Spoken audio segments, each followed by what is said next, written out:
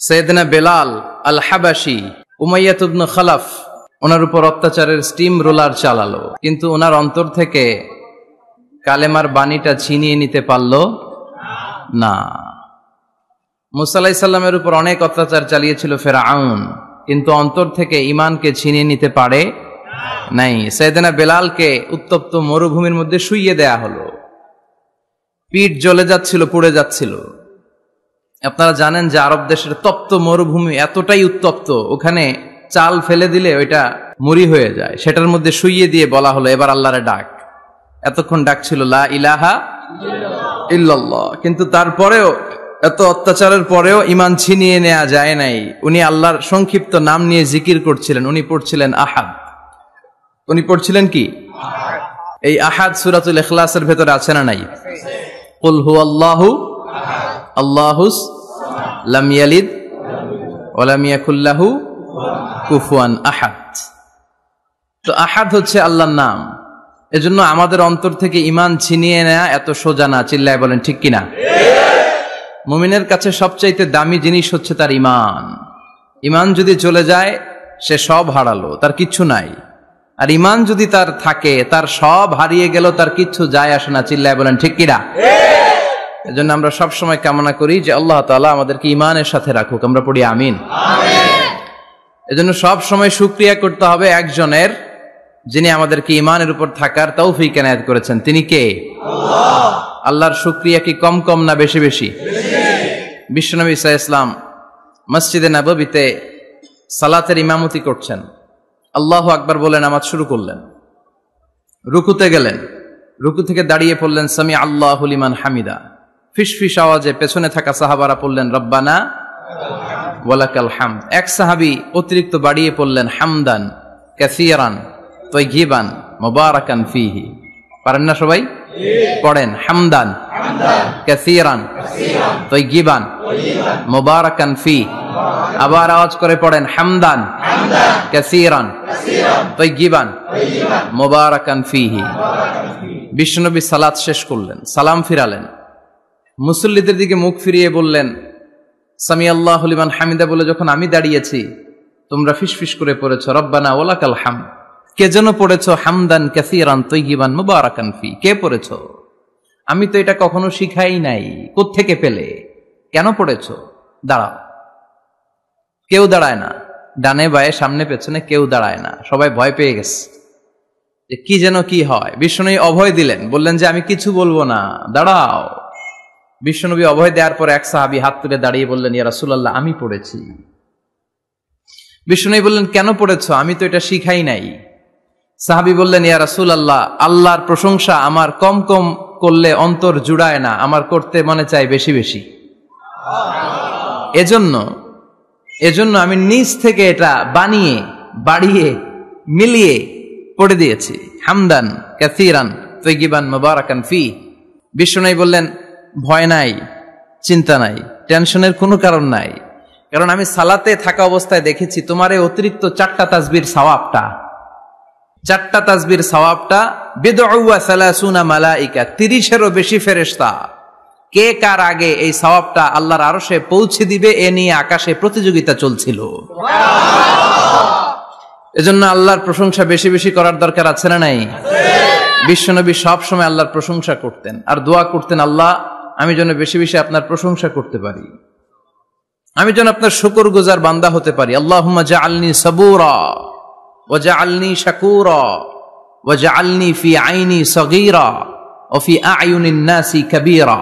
এর মানে হচ্ছে আল্লাহ আপনি আমারে ধৈর্যশীল বানান, আপনি আমাকে শুকরগুজার বানান, আমার চোখে আপনি আমারে ছোট বানান, গোটা বিশ্বের মানুষের চোখে আপনি আমারে বড় বানান। পড়েন আমিন। নিজের চোখে নিজেকে কি করবেন? ছোট। তাহলে মানুষের চোখে বড় বানায় দিবে কে? আল্লাহ। আর নিজেই যদি বলেন আমি বড়, ফেরাউনের মতো আনা রব্বুকুমুল আ'লা, আমি তোদের বড় খোদা, আল্লাহ কয় তুই হইলি হুদা। ঠিক কিনা? বড় হইতে পারে নাই, পানিতে সুবাই সুবাই আল্লাহ মারছে। চিল্লায় বলেন ঠিক কিনা?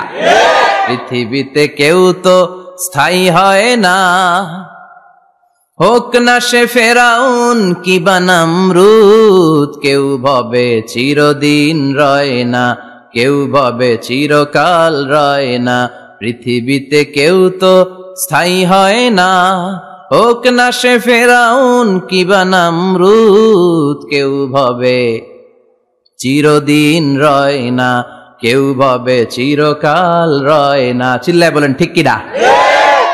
চিরকাল কেউ থাকবে না, কারণ আল্লাহ ছাড় দেয়, তিনি ছেড়ে দেন না।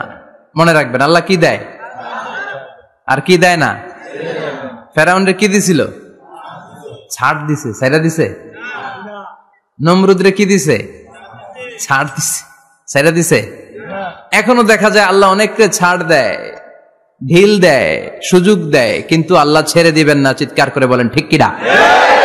এজন্য সবসময় প্রশংসা করব কার? আল্লাহ। খাওয়ার সময় প্রশংসা কার? আল্লাহ। ঘুমানোর সময় আল্লাহ। জিকির করার সময় আল্লাহ। ঘুষ খাওয়ার সময় আল্লাহ। ঘুষ খাওয়া যাবে না। রাশি ওয়াল মুরতাশি কিলাহুমা ফিন্নার। ঘুষ যে দেয়, ঘুষ যে নেয়, উভয়ই জাহান্নামী। আল্লাহ ঘুষ থেকে আমাদেরকে বাঁচাও। আমিন। বাংলাদেশে ঘুষ আছে না নাই? আছে। সরকারি অফিসগুলোতে শুধু নাই, বেশি। আল্লাহ ঘুষ থেকে হেফাজত করো, যৌতুক থেকে হেফাজত করো, পর্নোগ্রাফি থেকে হেফাজত করো, হিন্দি সিনেমা থেকে হেফাজত করো, মারামারি কাটাকাটি থেকে তুমি আমাদেরকে হেফাজত করো। গোটা বাংলার জমিনে ঐক্য প্রতিষ্ঠা করার তৌফিক দাও। মদিনার সমাজ যেন আমাদের দেশে প্রতিষ্ঠিত হয়, আল্লাহ তুমি তৌফিক দাও। চিল্লায় পড়েন আমিন। এজন্য বিপদে আপদে মুমিন সব সময় প্রশংসা করে কার? আল্লাহ। আল্লাহর প্রশংসা করে শেষ করা যায়? যাবে? ওয়া ইন তাউদ্দু নি'মাতাল্লাহি লা তুহসুহা। আমার নেয়ামত যদি গুনতে শুরু করে দাও, গুনে শেষ করা যাবে না। আর নেয়ামতের প্রশংসা যদি করো, আমি নেয়ামত আরো বাড়িয়ে দেব। আর যদি প্রশংসা না করো, তাহলে জেনে রাখো আমার শাস্তি বড় কড়া। আমি সব সময় ধরি না, ধরলে সারি না। এজন্য সবসময় প্রশংসা করতে হবে কার? আল্লাহ। বিপদে আপদে সুখে দুঃখে আল্লাহর প্রশংসা। অভিযোগ কমিয়ে দেন, দেখবেন সুখে থাকবেন। এইটা নাই, ওইটা নাই, এইটা পাই নাই, ওইটা পাই নাই, জীবনে এইটা হই নাই রে, ওইটা পাইলাম না রে, এরকম অভিযোগ করে দেদারসে অনেক। এরকম লোক আছে না নাই? এরা অসুখী, এরা অসফল। সফল ব্যক্তিদের একটা গুণাবলী হচ্ছে এরা কমপ্লেইন করে কম, কমপ্লেইন করে কম। তারা শুকরিয়া করে বেশি। দে আর ভেরি গ্রেটফুল। তারা শুকরিয়া করে বেশি। এটা পাই নাই, ওইটা পাই নাই, এগুলো বলবেন না। কারণ আপনি যেটা পাইয়া খুশি না, অনেকে এইটা পাওয়ার জন্য সংগ্রাম করে যাচ্ছে। আপনি এখন যেই জায়গাটাতে আছেন, এই জায়গাটাতে পৌঁছা অনেকের স্বপ্ন। আপনি এটা পেয়ে খুশি না, কিন্তু আপনার জায়গায় পৌঁছার জন্য অনেকে স্ট্রাগল করে যাচ্ছে, সংগ্রাম করে যাচ্ছে। আপনি যেই পজিশনে আছেন, শুধু এই পজিশনে আসাটাই অনেকের স্বপ্ন। তো শুকরিয়া করবেন না কেন? এজন্য সব সময় আমাদের বেশি বেশি শুকরিয়া করতে হবে কার? রব্বুল আলামিন বলেন, কুল লাউ কানাল বাহরু মিদাদান লিকালিমাতি রাব্বি লানাফিদাল বাহরু ক্বাবলা আন তানফাদা কালিমাতু রাব্বি ওয়ালাউ জিনা বিমিসলিহি মাদাদা। সাগরের জলকে কালি করে, গাছের পাতাকে খাতা করে, তোমার মহিমা লেখা শেষ হবে না, যদিও লিখি প্রভু জীবন ভরে।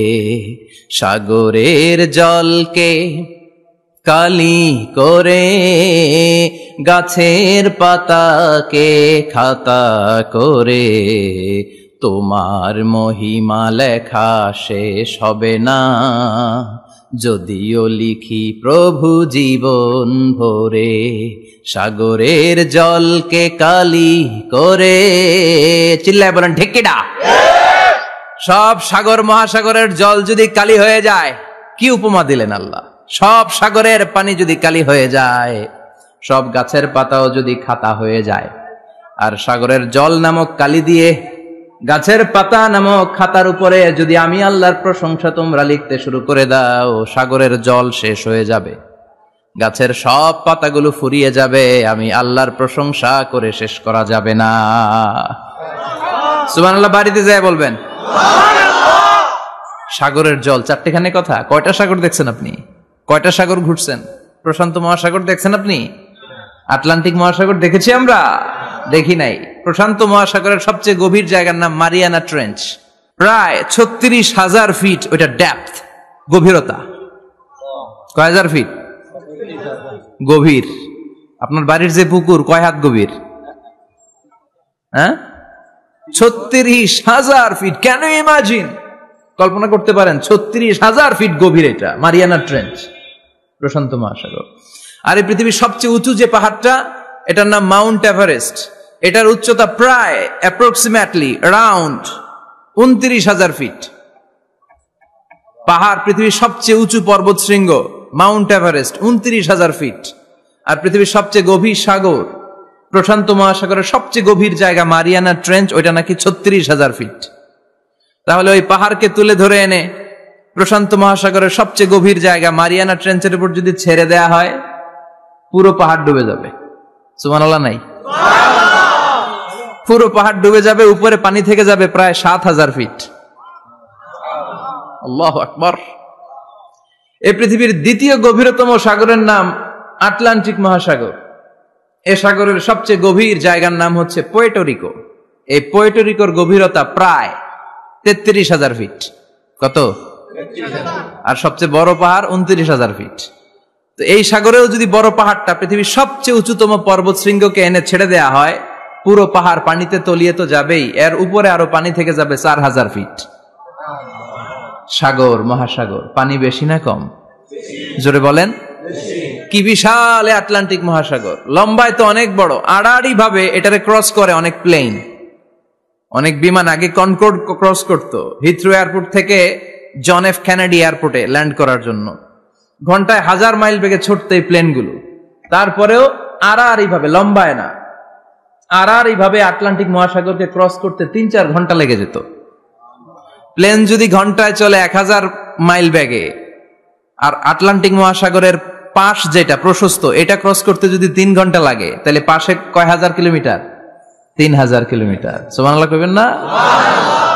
এত বিশাল বিশাল সাগর। সাগর কি, মহাসাগর কি এই দুইটা, যে প্রশান্ত আর আটলান্টিক? না, ভারত মহাসাগর, উত্তর মহাসাগর, দক্ষিণ মহাসাগর, বঙ্গোপসাগর, কৃষ্ণ সাগর, ভূমধ্য সাগর, লোহিত সাগর, চায়না সাগর, শত শত সাগরে ভরপুর মহাবিশ্ব। এই সব সাগরের পানি যদি কালি হয়ে যায়, কি হয়ে যায়? আর পৃথিবীতে যত গাছ আছে সব গাছের পাতা যদি খাতা হয়ে যায়, গাছ কয়টা আছে কুমিল্লায়? হ্যাঁ, অভাব নাই। তো কুমিল্লাতেই যদি অভাব নাই, তাহলে আফ্রিকার জঙ্গলের কি অবস্থা? কি পরিমাণে গাছ, বৃক্ষরাজি আল্লাহ তৈরি করেছেন।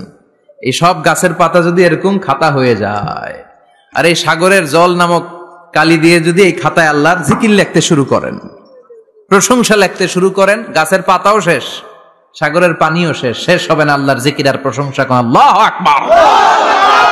এজন্য সব সময় প্রশংসা করতে হবে একজন সত্তার। তিনি কে? সে আল্লাহ বললেন, হুয়াল আউয়ালু ওয়াল আখিরু ওয়াল যাহিরু ওয়াল বাতিন ওয়া হুয়া বিকুল্লি শাইইন আলিম। আল্লাহ বললেন, আমার প্রশংসা করবি না কেন? আমি সবার প্রথমে, আমি সবার শেষে, আমি প্রকাশ্যে, আমি গোপনে। কার কথা? আল্লাহ। প্রথমে কে? আল্লাহ। জোরে বলেন। আল্লাহ। প্রথমে আল্লাহ আল্লাহ, শেষেও আল্লাহ আল্লাহ, আকাশে আল্লাহ আল্লাহ, জমিনে আল্লাহ আল্লাহ। পড়েন পড়েন। প্রথমে আল্লাহ আল্লাহ, শেষেও আল্লাহ আল্লাহ, আকাশে আল্লাহ আল্লাহ, জমিনে আল্লাহ আল্লাহ। আবার পড়েন। প্রথমে, শেষেও, আকাশে আল্লাহ আল্লাহ, জমিনে আল্লাহ আল্লাহ। নিখিল জাহান গায়ে গুণগান, তারে নামে গায় আমরাও গাহি। তাআলা হামদে বারি তাআলা, হামদে বারি তাআলা, হামদে বারি তাআলা। পড়েন আল্লাহু আকবার। তিনিই প্রথম, তিনিই শেষ, তিনিই প্রকাশ্য, তিনিই গোপন। এজন্য প্রশংসা চলবে একজনের। চিল্লায় বলেন কে? আল্লাহ। তোমার প্রশংসার জন্য আমরণ আমরা করতে পারি, তৌফিক দাও। জোরে পড়েন আমিন। আমার আগে কথা বলছিলেন হযরত মাওলানা ইয়াহইয়া মাহমুদ দামাত বারাকাতুহু, প্রতিষ্ঠাতা প্রিন্সিপাল শাইখুল হাদিস জামিয়া দারুল উলুম রামপুরা ঢাকা। সুন্দর বয়ান করছিলেন, আমি খাচ্ছিলাম আর শুনছিলাম। প্রামাণ্য বর্ণনা করছিলেন কিভাবে কিয়ামত হবে, কিভাবে আমরা উঠব হুফাতান ওরাতান মুশাতান গুরলা, উলঙ্গ নেকেড। সেদিন আমাদের গায়ে জামা থাকবে না, জ্যাকেট থাকবে খালি। কি থাকবে? কিছু থাকবে, জামা থাকবে না, পায়ে জুতা থাকবে না, পেটে খাবার থাকবে না, খালি থাকবে চিৎকার। সেদিন থাকবে কি মনে হয় কথাগুলো? প্রতিদিন এগুলো রিমাইন্ডার দিবেন নিজেকে যে ওই দিনটার মুখোমুখি আমি হতে যাচ্ছি, আমি কি তৈরি করেছি আখিরাতে নাজাতের জন্য। প্রতিদিন ভাবতে হবে যে দাদা চলে গেল, বাবা চলে গেল, আমিও ওই একই পথের যাত্রী। দ্য ডেস্টিনেশন ইজ সেম, গন্তব্য এক, কেউ আগে কেউ পরে। এটাই ওয়াজ, এটাই দামি ওয়াজ। এটা মনে রাখলেই মানুষ আর চুরি করতে পারে না, মিথ্যা বলতে পারে না, ইফটিজিং করতে পারে না, পরকিয়া করতে পারে না, মতের বিরুদ্ধে গেলে তারে রামদা দিয়ে কোপাইতে পারে না। চিল্লা এখন ঠিক কিনা? এটাই হচ্ছে ইসলাম। আখিরাতের স্মরণ, যিকরাদ্দার, চলে যেতে হবে। ছোট্ট আছি, বড় হব। এই যে দাড়ি পাকা মুরব্বীরা যারা আছেন, ওনার মায়ের পেট থেকে তো এরকম সাদা দাড়ি নিয়ে বেরিয়েছিল না? ছোট্ট বাচ্চা হয়ে এসেছিল, ওনারা ওয়া ওয়া করে কেঁদেছে। শৈশব, কৈশোর, যৌবন, প্রৌঢ়ত্ব, বার্ধক্য, বয়সের ভার, চুল আর দাড়ির শুভ্রতা। আগে ছিল সিঙ্গেল, হয়েছে ডবল, এরপরে হয়েছে মেয়ের বাপ, এরপরে শ্বশুর, এরপরে নানা। This is the circle of life. এটাই সার্কেল, রাউন্ড, এভাবে ঘুরে আবার চলে যেতে হবে। এই চিন্তাটা যদি মাথায় থাকে, ওই লোক টেন্ডারবাজি করতে পারে? চাঁদাবাজি, ইফটিজিং, মিথ্যা বলতে পারে? যৌতুক খেতে পারে? এজন্য সব সময় give yourself the reminder of আখিরাহ। আখিরাতের রিমাইন্ডার নিজেরাই নিজে দেন। অন্যায় হয়ে গেলে, ভুল হয়ে গেলে রিমাইন্ডার দেন যে থাকতে আসি নাই, চলে যাব। কেউ থাকতে পারে নাই, নবীরাও পারে নাই। যেই মালাকুল মাউত রুহু কবজ করে, ওই ফেরেশতা থাকতে পারছে? চলে গেছে। আমাদেরকে চলে যেতে হবে। আল্লাহ বুঝার তৌফিক দাও। তো উনি এগুলো নিয়ে দেখলাম কথা বলছিল, চমৎকার বলছিল। এরকম ভালো আলেমদের দাওয়াত দেওয়া উচিত, যারা কিচ্ছার কাহিনী না বলে কনস্ট্রাকটিভ কথা বলে, কিছু শিখে যাওয়া যায়, কিছু জেনে যাওয়া যায়। পুঁজির বোঝাটা হালকা না ভারী করা যায়, ঠিক কিনা? আল্লাহ আমাদেরকে তৌফিক দান করুক, উনি যা বললেন আমরা যেন আমল করতে পারি। আরো অনেকে কথা বলেছেন, যারাই বলেছেন নিঃসন্দেহে কোরআন থেকে বলেছেন। আমরা চাই এই কোরআনের কথা ছড়িয়ে পড়ুক শহর, গ্রাম, বন্দর, বিশ্বের আনাচে কানাচে, সব জায়গায়। রাজি আছেন তো? কোরআন দিয়ে দেশ চলুক আমরা চাই না? কোরআন দিয়ে সমাজ চলুক আমরা চাই না?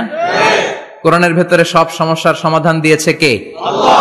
সমাধান চাও যদি জীবনে মরণে, ফিরে যাও খুঁজে নাও, চোখ রাখো কোরআনে। পড়েন সবাই, সমাধান ফিরে যাও খুঁজে নাও, চোখ রাখো কোরআনে। If you want the solution this দুনিয়া এন্ড আখিরা, go back, have a look to the holy কোরআনে। ঠিক কিনা? Go back, sit down and have a look to the Quran. বসো, ঠান্ডা মাথায় দেখো কোরআনে কি বলেছে আল্লাহ। প্রবলেম সলভিং মেথোডোলজি, সব সমস্যার সমাধান এই কোরআনে আছে না নাই? এই কোরআনের মজলিসে আজকে আসতে বসতে পেরে খুশি না বেজার? কম না বেশি? আসুন আমরা আল্লাহর দরবারে শুকরিয়া জানাই আর পড়ি আলহামদুলিল্লাহ। প্রাণটা খুলে পড়েন আলহামদুলিল্লাহ। আল্লাহর একটা ডাক দেন, বলেন ইয়া আল্লাহ। আরো জোরে পড়েন ইয়া আল্লাহ। আল্লাহ তুমি কবুল করো। আমরা সরাসরি এই বইটা থেকে এখন কথা শুনবো। এই দেখেন, পৃথিবীর কোন বইয়ে এত ময়লা থাকে না যত ময়লা থাকে কোরআনে। কারণ সমাধান দিবে তো, এজন্য ময়লা টয়লা নিয়ে সব সমাধান করে ফেলবে কোরআন। যত জায়গায় তাফসির করতে যাই ধুলাবালি মিশে থাকে। Quran for not your bookshelf, Quran is for yourself. Quran আপনার বুক সেলফের জন্য না, কোরআন আপনার জন্য। আমরা বুক সেলফে রাখি, তাও নিচের থাকে না, উপরের থাকে, যাতে কেউ নাগাল না পায়। এরকম ডাকাইতে আছে না নাই? কোরআনের সাথে অ্যাটাচমেন্ট বাড়াতে হবে। You have to increase your attachment with the holy Quran. এটা এনলাইটেন করতে এসেছে আপনার জীবনকে, আলোকিত। আলোকিত। এই যে আমরা কোরআনের উপর আলোকপাত করি না, এটা এনলাইটেন করে, আলো বিচ্ছরিত করে, আপনার জীবনকে উজালা করবে। এজন্য কোরআনের সাথে সম্পর্ক বাড়াতে হবে, শুদ্ধভাবে পড়তে জানতে হবে, অর্থ জানতে হবে। আল্লাহ কি বলেছেন জানতে মনে চায় না? আসুন আমরা জানার চেষ্টা করি। আল্লাহ তুমি তৌফিক দাও, পড়েন আমিন। আমি আপনাদের খেদমতে সূরা ইয়াসিন থেকে তেলাওয়াত করছি, টের পাইছেন? ইয়াসিন মুখস্থ আছে কার কার? আল্লাহ কবুল করো, আরো জোরে পড়েন আমিন। তো সূরা ইয়াসিন থেকে আজকে আমরা কথা শুনবো ইনশাআল্লাহ। পড়েন যতটুকু আমাদের সাধ্যে কুলায়। এটা মাক্কি সূরা। সূরা ইয়াসিনটা কি সূরা? বিশ্বনবীর জীবনে দুইটা পর্ব, একটা মাক্কি পর্ব, একটা মাদানী পর্ব। একটা হচ্ছে মাক্কি ইনিংস আর একটা মাদানী ইনিংস। তো এটা হচ্ছে বিশ্বনবীর মাক্কি ইনিংস এর একটা সূরা। মাক্কি ইনিংস এর বৈশিষ্ট্য হচ্ছে বিশ্বনবী তাওহীদের দাওয়াত দিয়েছেন, রিসালাতের দাওয়াত দিয়েছেন, আখিরাতের কথা বলেছেন, একটু নরম নরম কথা বলেছেন। কারণ চারদিকে খালি মাইর, চারদিকে কি কোরআনের কথা বললে মাইর আছে না? মার খেতে হয়, বকা শুনতে হয়। চিল্লা এখন ঠিক কিনা? বিশ্বনবীরে বলা হলো এগুলো ছেড়ে দেন, এগুলো ছেড়ে দেন। সুন্দরী নারী দেব, টাকার পাহাড় দেব, ক্ষমতার চেয়ারে বসিয়ে দেব, সব দিব। এই হচ্ছে আমাদের 3 দফা। নারী দেব, সম্পদ দিব, ক্ষমতা দিব। বিশ্বনবী বললেন আমার খালি 1 দফা। আমার কয় দফা? 1 দফা। লা ওয়াদাউ আশ-শামসা ফি ইয়ামিনি, সূর্য যদি ডান হাতেও দাও, ওয়াল কামারা ফি ইয়াসারি, চন্দ্র যদি বাঁ হাতেও দাও, এই কালেমার দাওয়াত থেকে 1 হাতও আমারে পিছনে নেওয়া যাবে না। চিল্লা এখন ঠিক কিনা? মুমিন কখনো ভয় পায় না, মুমিন কখনো পিছু হটে না, মুমিন স্ট্র্যাটেজি চেঞ্জ করে, মুমিন কৌশলী হয়। এই রাস্তা দিয়ে যাওয়া যায় না, বৈশা বৈশা কেঁদে লাভ নাই, রাস্তা আরেকটা খুঁজতে হবে, আরেকটা রাস্তা বানায় নিতে হবে। এটাই হচ্ছে মুমিনের বৈশিষ্ট্য। আল্লাহ তুমি বুঝার তৌফিক দাও। মাদানী ইনিংসে বিশ্বনবী গর্জে উঠলেন, জ্বলে উঠলেন আপন শক্তিতে। তো বিশ্বনবী মাদানী ইনিংসে যেটা করেছেন সেটা হচ্ছে সমাজ সংস্কার করেছেন। He was a very good reformer of the society. As a father, as a husband, as a reformer of the society, as a lawgiver, as a lawmaker, as a commander, and as a messenger, Muhammad is the Superman of the world. স্বামী হিসেবে, বাবা হিসেবে, নেতা হিসেবে, নবী হিসেবে, সমাজ সংস্কারক হিসেবে, আইন প্রণেতা হিসেবে মুহাম্মদ হচ্ছেন এই পৃথিবীর জন্য সুপারম্যান। তার কোনো তুলনা হয় না, বিশ্বনবীর কোনো তুলনা হয় না। Beyondless, boundless, bottomless. তারা নিয়ে কথা বলতে গেলে সময় ফুরায় যাবে, মাইকের ব্যাটারি শেষ হয়ে যাবে, মাগার কথা শেষ হবে না। এজন্য ওনার জীবনের ক্ষেত্রে বলা হয় বিয়ন্ডলেস, বাউন্ডলেস, বটমলেস। অসাধারণ ব্যক্তিত্ব, সুপার ক্যালিফ্রাজিলিস্টিক এক্সপিয়ালিডোসাস, অসাধারণ, যার কোনো তুলনা হয় না, এক্সেলেন্ট, আনপ্যারালাল। মাদানী জীবনে উনি সশস্ত্র সংগ্রাম করলেন, সংস্কার করলেন সমাজটাকে, সেনাবাহিনী বানালেন। তখন আর নরম নরম ভাবে খেলে নাই, গরম ভাবে খেলেছে। এটা হচ্ছে ইমানের দাবি। মুমিনরা কৌশলী হয়, যখন যে পরিস্থিতি, ওই পরিস্থিতির সাথে তাদের স্ট্র্যাটেজি তারা পাল্টায়। তো বিশ্বনবীর মাদানী ইনিংসে এই সূরা নাজিল হয়নি, হয়েছে মাক্কি ইনিংসে, মাক্কি সূরা। এই সূরার অনেক ফজিলত, ছোটবেলা থেকেই সূরা ইয়াসিনের অনেক ফজিলতের কথা আমরা শুনেছি না? বিশ্বনবী বলেছেন ইন্না লিকুল্লি শাইইন কলবান ওয়া কলবুল কুরআনি সূরাতু ইয়াসিন। সব জিনিসের একটা কলব আছে, হৃদয় আছে, অন্তর আছে, আর কোরআনের কলবের নাম হচ্ছে সূরা ইয়াসিন। বিশ্বনবী বললেন ইন্না লিকুল্লি শাইইন কলবান, সব জিনিসের একটা কলব আছে। ওয়া ইন্না কলবাল কুরআনি সূরাতু ইয়াসিন, আর কোরআনের কলবের নাম হলো সূরাতু ইয়াসিন। বিশ্বনবী বলতেন ইন্না ফিল জাসাদি মুদগা, দেহে একটা গোশতের টুকরা আছে, ইযা সালুহাত সালুহাল জাসাদু কুল্লু, এই দেহের গোশতের টুকরা যদি ভালো হয়ে যায়, পুরো দেহটারে ভালো করে দেয় কে? আল্লাহ। এই দেহের গোশতের টুকরাটা যদি পচে যায়, পুরো দেহটারে নষ্ট করে দেয় কে? আল্লাহ। বিশ্বনবী বললেন আলা ওয়াহিয়াল কলব, ওই টুকরাটার নাম হলো কলব। টুকরাটার নাম কি? কলব। এজন্য কলবের মধ্যে আল্লাহর জিকির বসাইতে হবে। কি বসাবেন? নাকি আয়না বসাবেন? আয়না বসায় না? আয়না বসাইয়া দে মোর নবীর কলবে আয়না বসায় নাই নবী। সাইয়েদনা আবু বকর, ওমর ফারুক কেউ আয়না বসাইছে? আবু হানিফা, শাফিঈ এরা কলবের মধ্যে আয়না বসাইছে? বসাইছে জিকির। চিল্লায় বলেন বসাইছে কি? এজন্য আল্লাহ বললেন আলা বিযিক্রিল্লাহি তাতমাইন্নুল কুলুব। দুনিয়ার কোন জিনিস দিয়ে কলব ঠান্ডা হয় না, দুনিয়ার কোন জিনিস দিয়ে কলব পরিচ্ছন্ন হয় না। কলব শুধু পরিচ্ছন্ন হয় একটা জিনিস দিয়ে, লা ইলাহা ইল্লাল্লাহ, লা ইলাহা ইল্লাল্লাহু মুহাম্মাদুর রাসূলুল্লাহ সাল্লাল্লাহু আলাইহি ওয়াসাল্লাম। তাহলে কোরআনের একটা কলব আছে, আমাদের দেহে যেমনি কলব আছে, প্রতিটা প্রাণীর যেমনি কলব আছে, অন্তর আছে, কোরআনেরও কলব আছে না নাই? কোরআনের কলবের নাম চিল্লায় বলেন, কোরআনের কলবের নাম। আবার বিশ্বনবী বলতেন রাত্রিবেলা যে ব্যক্তি একবার সূরাত ইয়াসিন তেলাওয়াত করে ঘুমাতে যায়, সকালবেলা নিষ্পাপ অবস্থায় তারে ঘুম থেকে জাগাবে কে? আল্লাহ। তাহলে এই সূরার মর্যাদা কম কম না বেশি বেশি? বেশি বেশি তেলাওয়াত করতে রাজি আছেন?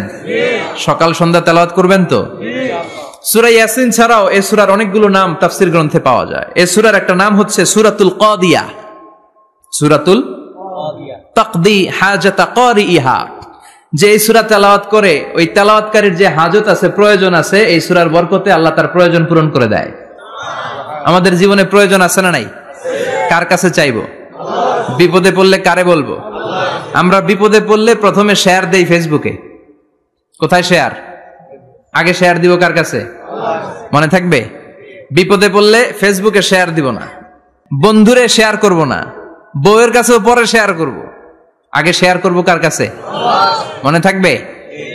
এজন্য বিশ্বনবী বলতেন এই সূরার নাম সূরাতুল কাদিয়া, মানুষের হাজত পূরণ করে দেয়। এই সূরা তেলাওয়াত করে যদি আপনি আল্লাহর কাছে কোনো বিপদ থেকে পানা চান অথবা কোনো প্রয়োজন নিয়ে দোয়া করেন, সূরার বরকতে প্রয়োজনটা পূর্ণ করে দেয় কে?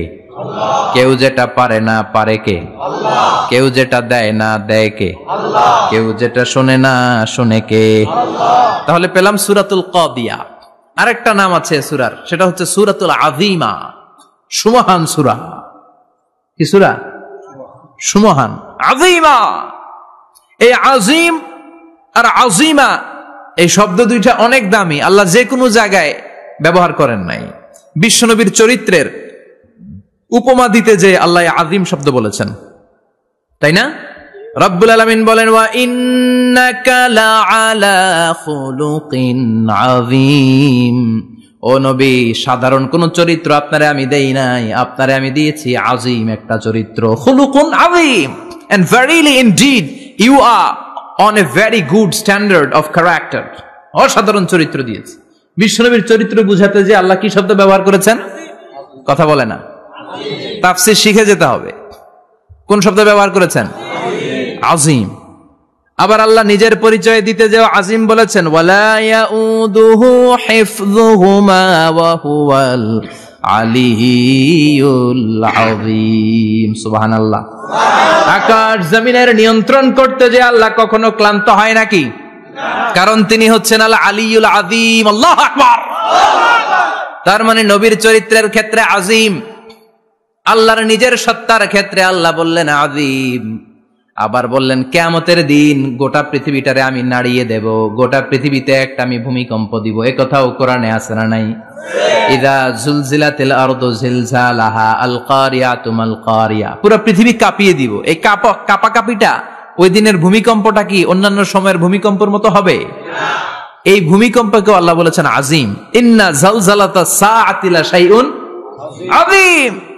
সেদিনের ভূমিকম্প সাধারণ কোনো আর্থকোয়েক নয়, সাধারণ ভাইব্রেশন না, এটা আযীম। আবার আল্লাহ কোরআনকেও আযীম বলেছেন, ওয়ালাকাদ আতাইনাকা সাবআম মিনাল মাসানি ওয়াল কুরআনাল আযীম। ও নবী, আমি আপনারে নিত্য পাঠনীয় সপ্তবাক্য সূরাতুল ফাতিহা দিয়েছি, সাথে সাথে কোরআনে আযীম দান করেছি। সুবহানাল্লাহ। তার মানে কোরআনের ক্ষেত্রে আযীম, কিয়ামতের ভূমিকম্প এটা আযীম, আল্লাহ নিজেও আযীম, বিশ্বনবীর চরিত্র আবার এই সূরাটাও যেহেতু দামি, এজন্য এই সূরার নাম সূরাতুল আযীমা, সূরাতুল সুমহান সূরা। এটা যেন তেন সূরা নয়, এটা তো কোরআনের কলব। কলব ছাড়া মানুষ বাঁচে? হার্ট ফাউন্ডেশনে যেয়ে দেখবেন মানুষের কি অবস্থা। হৃদরোগ, হৃদয় যার নষ্ট, তার যে কত কষ্ট। এই যে কি পরানো লাগে এখন, রিং পরায়, এনজিওগ্রাম, এনজিওপ্লাস্টি করে আর্টারি ব্লক করে ফেলে। চর্বি, এত চর্বি আমরা খাই, এত গরুর গোশত আমরা খাই। মনে রাখবেন, যেই প্রাণীর পা বেশি ওইটার ভিতরে কোলেস্টেরল বেশি। মাছের কয় পা? হ্যাঁ, নাই, এখানে নাই, মাছের পাটা নাই, কোলেস্টেরল নাই। মুরগির কয় পা? জোরে বলতে হবে। তার মানে কিছু কোলেস্টেরল আছে না নাই? গরুর কয় পা? কোলেস্টেরল বেশি না কম? এইবার কোন চিংড়ির কয় পা?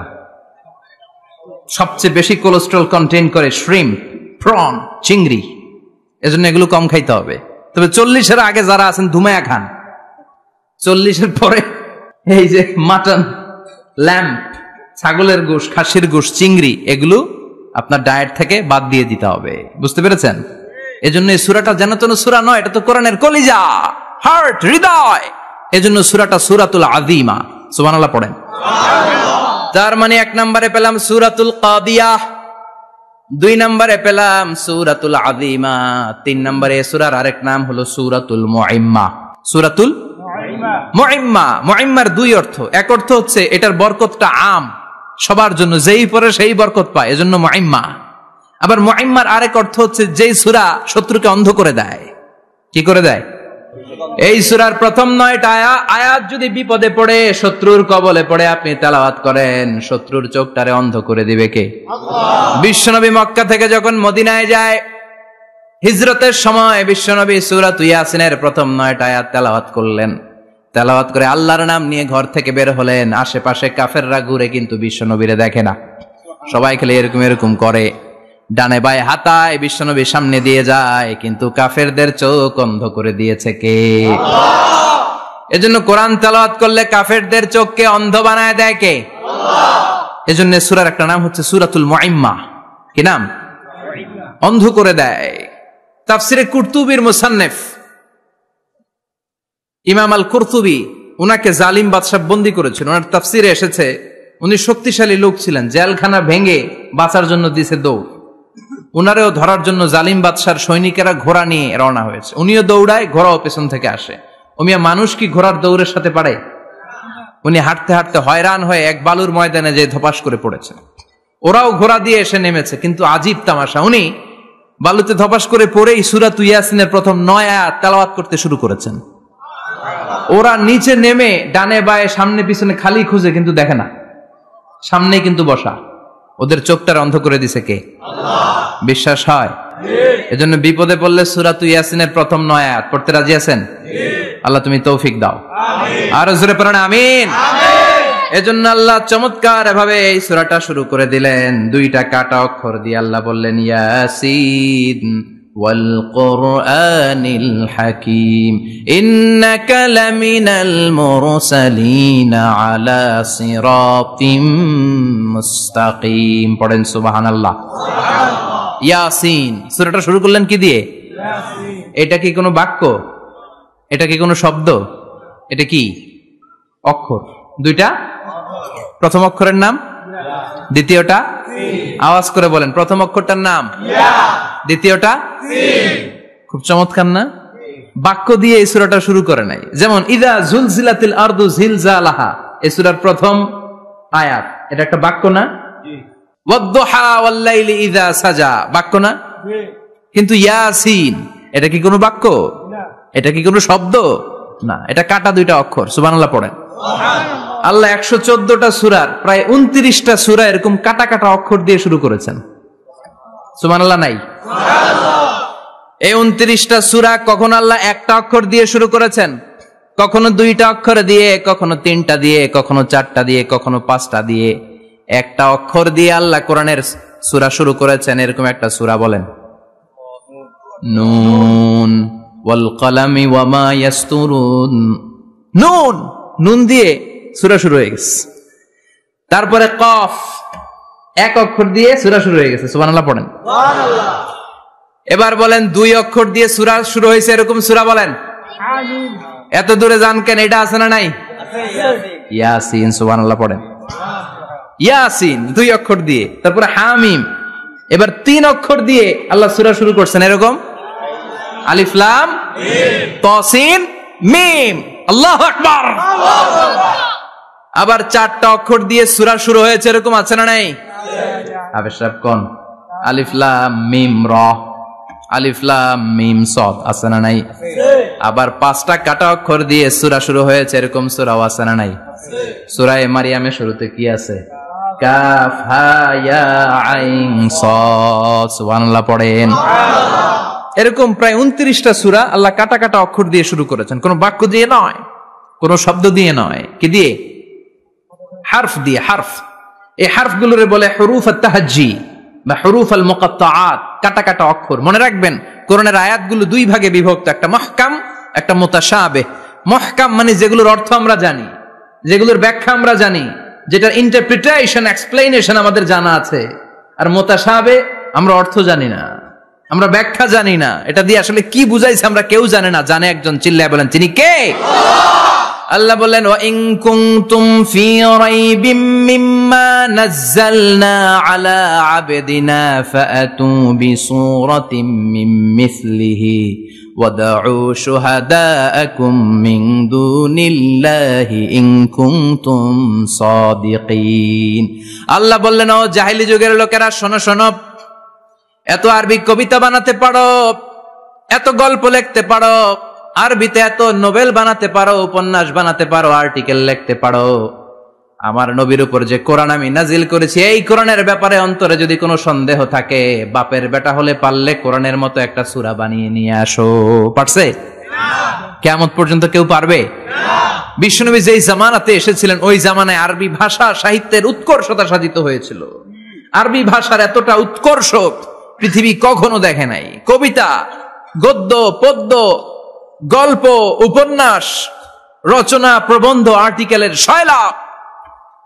এই ভাষা সাহিত্যিকদের চোখে আঙ্গুল দিয়ে আল্লাহ বুঝাতে চাইলেন, এত অর্থ করতে পারো, এত ব্যাখ্যা জানো, এত বড় বড় বুলিয়া ওড়াও, এত কিছু তুমি জানো, তাহলে বলো ইয়াসিন অর্থ কি?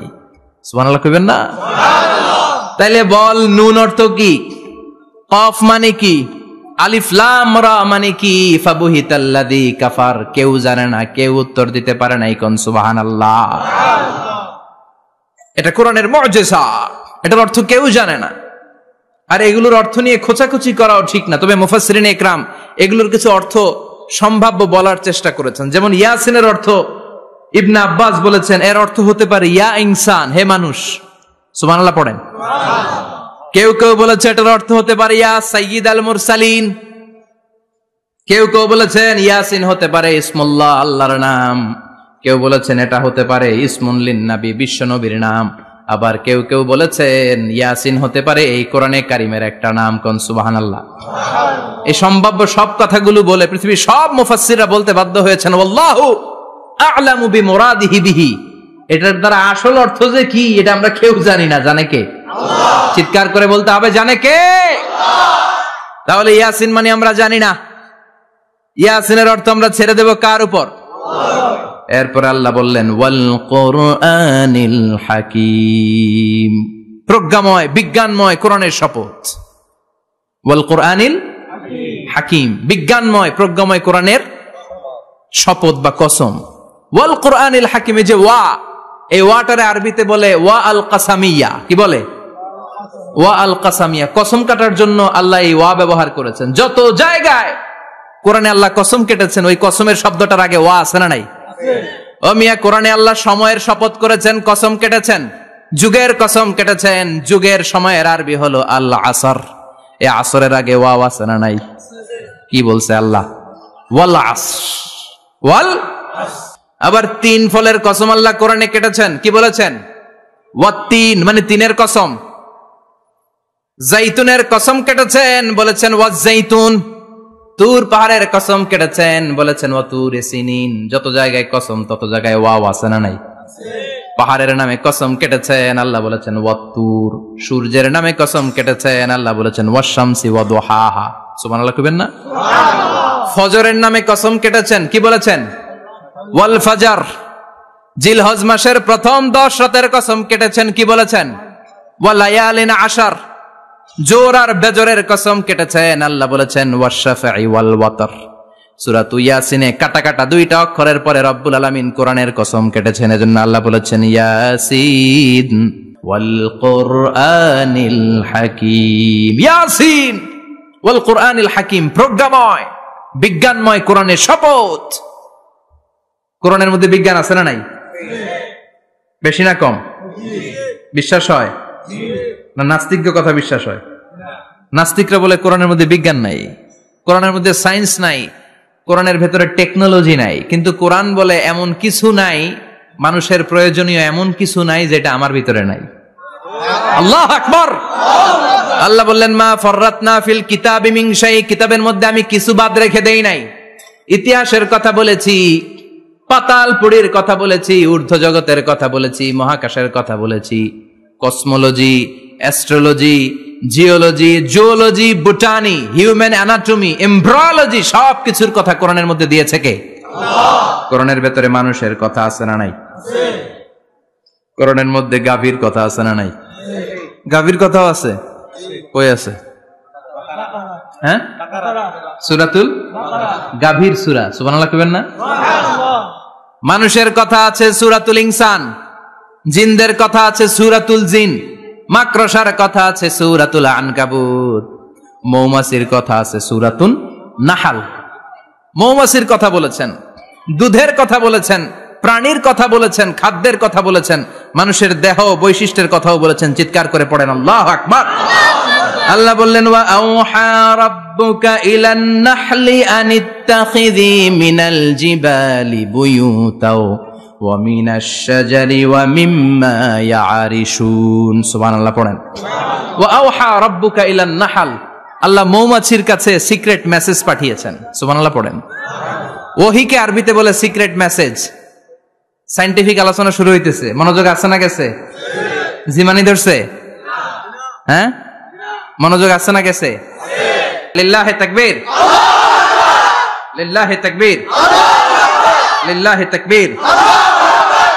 আল্লাহ মৌমাছিকে ওহী করেছেন। কি করেছে? দেখেন, ওয়াল কোরআনিল হাকিম, আল্লাহ যে বললেন শেষ হবে না এই কথা। ওয়াল কোরআনিল হাকিম, বিজ্ঞানময় কোরআনের শপথ, প্রজ্ঞাময় কোরআনের শপথ। বিশ্বনবী বলেন লা তুহসা আজাইবুহু, কোরআনের আশ্চর্যান্বিতার কোনো শেষ নাই। ওয়ালা তাবলা গারাইবুহু, কোরআন কোনদিন কারো কাছে পুরাতন মনে হয় না। ফিহি মাসাবিহুল হুদা, কোরআনের মধ্যে আছে হেদায়েতের মশাল। ওয়া মানারুল হিকমা, কোরআন হলো বিজ্ঞানের সুউচ্চ মিনার। লা তুহসা আজাইবুহু, কোরআনের আশ্চর্যান্বিতার শেষ নাই।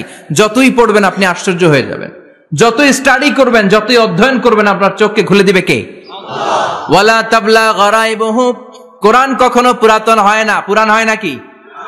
যার বয়স 50 বছর ধরে নামাজি মানুষ, প্রতি নামাজের প্রত্যেক রাকাতে কোন সূরা পড়া লাগে? তো 50 বছর যদি কেউ নামাজি হয়, তাহলে কত লক্ষবার উনি সূরা ফাতিহা পড়ছে উনি নিজে জানে? তারপরেও কোনোদিন কি মনে হয়েছে সূরা ফাতিহাটা একটু পুরান পুরান লাগে? আজকে কুল হল্লা দিয়ে শুরু করুন, কথা বলেন। পুরান লাগছে কোনোদিন?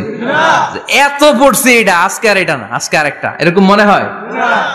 ওয়ালা তাবলা গারাইবুহু, পুরান লাগে না। প্রতিদিন নতুন, প্রতিনিয়তই নতুন, অলওয়েজ নিউ, সব সময় নতুন। এজন্য বিশ্বনবী বললেন লা তুহসা আজাইবুহু, কোরআনের আশ্চর্যান্বিতার শেষ নাই। ওয়ালা তাবলা গারাইবুহু, কোরআন কখনো পুরাতন হয় না। ফিহি মাসাবিহুল হুদা, কোরআনের মধ্যে আছে হেদায়েতের মশাল। ওয়া মানারুল হিকমা, কোরআন হলো বিজ্ঞানের সুউচ্চ মিনার। সুবহানাল্লাহ। আল্লাহ বললেন ওয়া আওহা রাব্বুকা ইলান নাহল, আমি মৌমাছির কাছে মেসেজ দিলাম, সিক্রেট মেসেজ। আনিত্তাখিযি মিনাল জিবালি বুয়ুতা, তোমরা পাহাড়ের মধ্যে তোমাদের বাড়ি বানাও, মৌচাক বানাও। ওমিনা সাজার, গাছের মগ ডালে, বড় বড় ডালে তোমরা বাসা বানাও। ওয়া মিম্মা ইয়ারিশুন, উঁচু উঁচু জায়গায় মৌচাক বানাও, যাতে করে গ্রামের ছোট্ট ছেলেরা ঢিল মারতে না পারে। কোন সুবহানাল্লাহ। মৌমাছির আল্লাহ শিখাই দিছে। নিচু জায়গায় কোনোদিন মৌমাছির বাসা দেখবেন? নিচু জায়গায় সহজে নাগাল পাওয়া যায়, ধরা যায়। কথা কোন? ডাল বেয়ে মগ ডালে ওঠা লাগে মধু খাইতে চাইলে। চিল্লায় বলেন ঠিক কিনা? আল্লাহ সিক্রেট মেসেজ দিলেন আর বললেন আনিত্তাখিযি। আলেম যারা আছেন বলেন তো, ইত্তাখিযি এটা কি মুজাক্কারের সিগা না মুয়ান্নাসের সিগা? কথা কইতে হবে, কেউ নাই এটার উত্তর দেওয়ার মতো। মুয়ান্নাস, মাশাআল্লাহ। এটা স্ত্রীবাচক শব্দ। আল্লাহ মৌমাছিকে যে মেসেজ করছে পুরুষ মৌমাছিরে কয় নাই, এটা নারী মৌমাছিরে কইছে। চিল্লা এখন সুবহানাল্লাহ।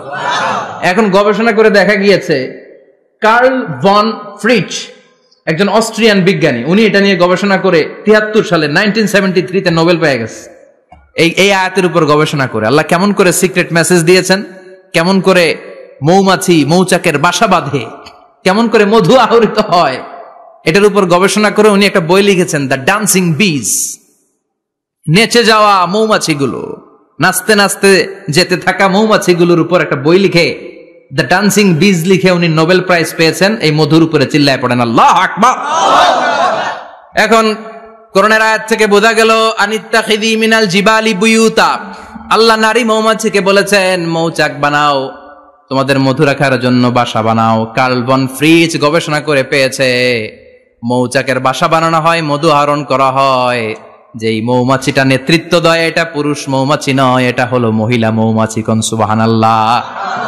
পুরো মৌচাকের মধ্যে মধু আহরণ, মধু নেওয়া, পুরো প্রসিডিউরটা সারার জন্য কোনো পুরুষ মৌমাছি লিডিং দেয় না, লিডিং দেয় একটা নারী মৌমাছি, স্ত্রী মৌমাছি। এজন্য ইত্তাখিয, ম্যাসকুলিন জেন্ডার ইউজ না করে আল্লাহ বলেছেন ইত্তাখিযি, নারী মৌমাছিকে আল্লাহ অ্যাড্রেস করে বলেছেন যাও মৌচাক বানাও আর এটার মধ্যে মধু আহরণ করো। চিল্লায় পড়েন আল্লাহু আকবার। আল্লাহ বললেন ইত্তাখিযি মিনাল জিবালি বুয়ুতা, পাহাড়ের মধ্যে ঘর বানাও, ওয়া মিনাশ শাজার, গাছের বড় ডালের মধ্যে ঘর বানাও, ওয়া মিম্মা ইয়ারিশুন, উঁচু উঁচু জায়গায় ঘর বানাও। উনি গবেষণা পেয়েছেন এই মধুর মধ্যে অসাধারণ কিছু ন্যাচারাল অ্যান্টিসেপটিক আছে। কি আছে? Natural antiseptic. এটার নাম হচ্ছে প্রপিলিস। প্রপিলিস নামে একটা লিকুইড পাওয়া যায় মৌচাকের মধ্যে। এটা কাটা জায়গায় লাগা দিলে স্যাভলন, ডেটল কিছু লাগানো লাগবে না। ওই প্রপিলিসের কারণে আপনার কাটা জায়গা এমনি শুকায় যাবে। সুবহানাল্লাহ পড়েন। দ্বিতীয় বিশ্বযুদ্ধে রাশিয়ান যত সৈনিকরা যুদ্ধে আহত হতো, ওরা আলাদা করে অ্যান্টিসেপটিক খাইতো না, ওরা মধু আইনা লাগাই দিত আর সুস্থ হয়ে যেত। সুবহানাল্লাহ পড়েন। নিউজিল্যান্ডের কিছু বিজ্ঞানীরা আবিষ্কার করেছে মৌমাছির হুলের ভিতরে রেমিটিক ফিভারের অ্যান্টিবায়োটিক আছে। অনেকের বাত জ্বর হয়, বাতের ব্যথা থাকে না, থাকে, মুরব্বীদের বেশি হয়। ওই জায়গার মধ্যে যদি আপনি মৌমাছি এনে ঢুকাই দিতে পারেন, মৌমাছির হুল লাগাই দিতে পারেন, ভালো হয়ে যাবে। মৌমাছি যখন হুল ফুটে আরাম লাগে না অনেক? খাইছেন? কামড় খাইছেন? হ্যাঁ, মজা লাগে। তো নিউজিল্যান্ডের এই গবেষকরা এরা আবিষ্কার করেছে যে মৌমাছি যদি হুল ফুটিয়ে দেয়, ওইখানে বাতের ব্যথা থাকলে, বেদনা থাকলে এটা ভালো হয়ে যাবে। আমি নিজে দেখেছি, বিবিসি একটা ডকুমেন্টারি, ইজিপশিয়ান একজন ফিজিশিয়ান, চিকিৎসক, উনি ওনার বাতের ব্যথায় আক্রান্ত যত রোগীরা আছে ওদের গায়ের মধ্যে মৌমাছি এনে এনে নিজে নিজে হুল ফুটায়। রোগী চিৎকার মারে, ও মাগো, ও আল্লাহ গো, কিন্তু একদিন পরে ব্যথা নাই, আর কয় ভালো হয়ে গেছি। সুবহানাল্লাহ কইবেন না? তো এজন্য এই কার্ল ভন ফ্রিচ 1973-তে দ্য ডান্সিং বিজ লেখে গোটা বিশ্বকে তাক লাগিয়ে দিয়েছে। তার গবেষণার প্রতিটি পয়েন্ট কোরআনের আয়াতের সাথে মিলে যায়। চিৎকার করে পড়েন আল্লাহু আকবার।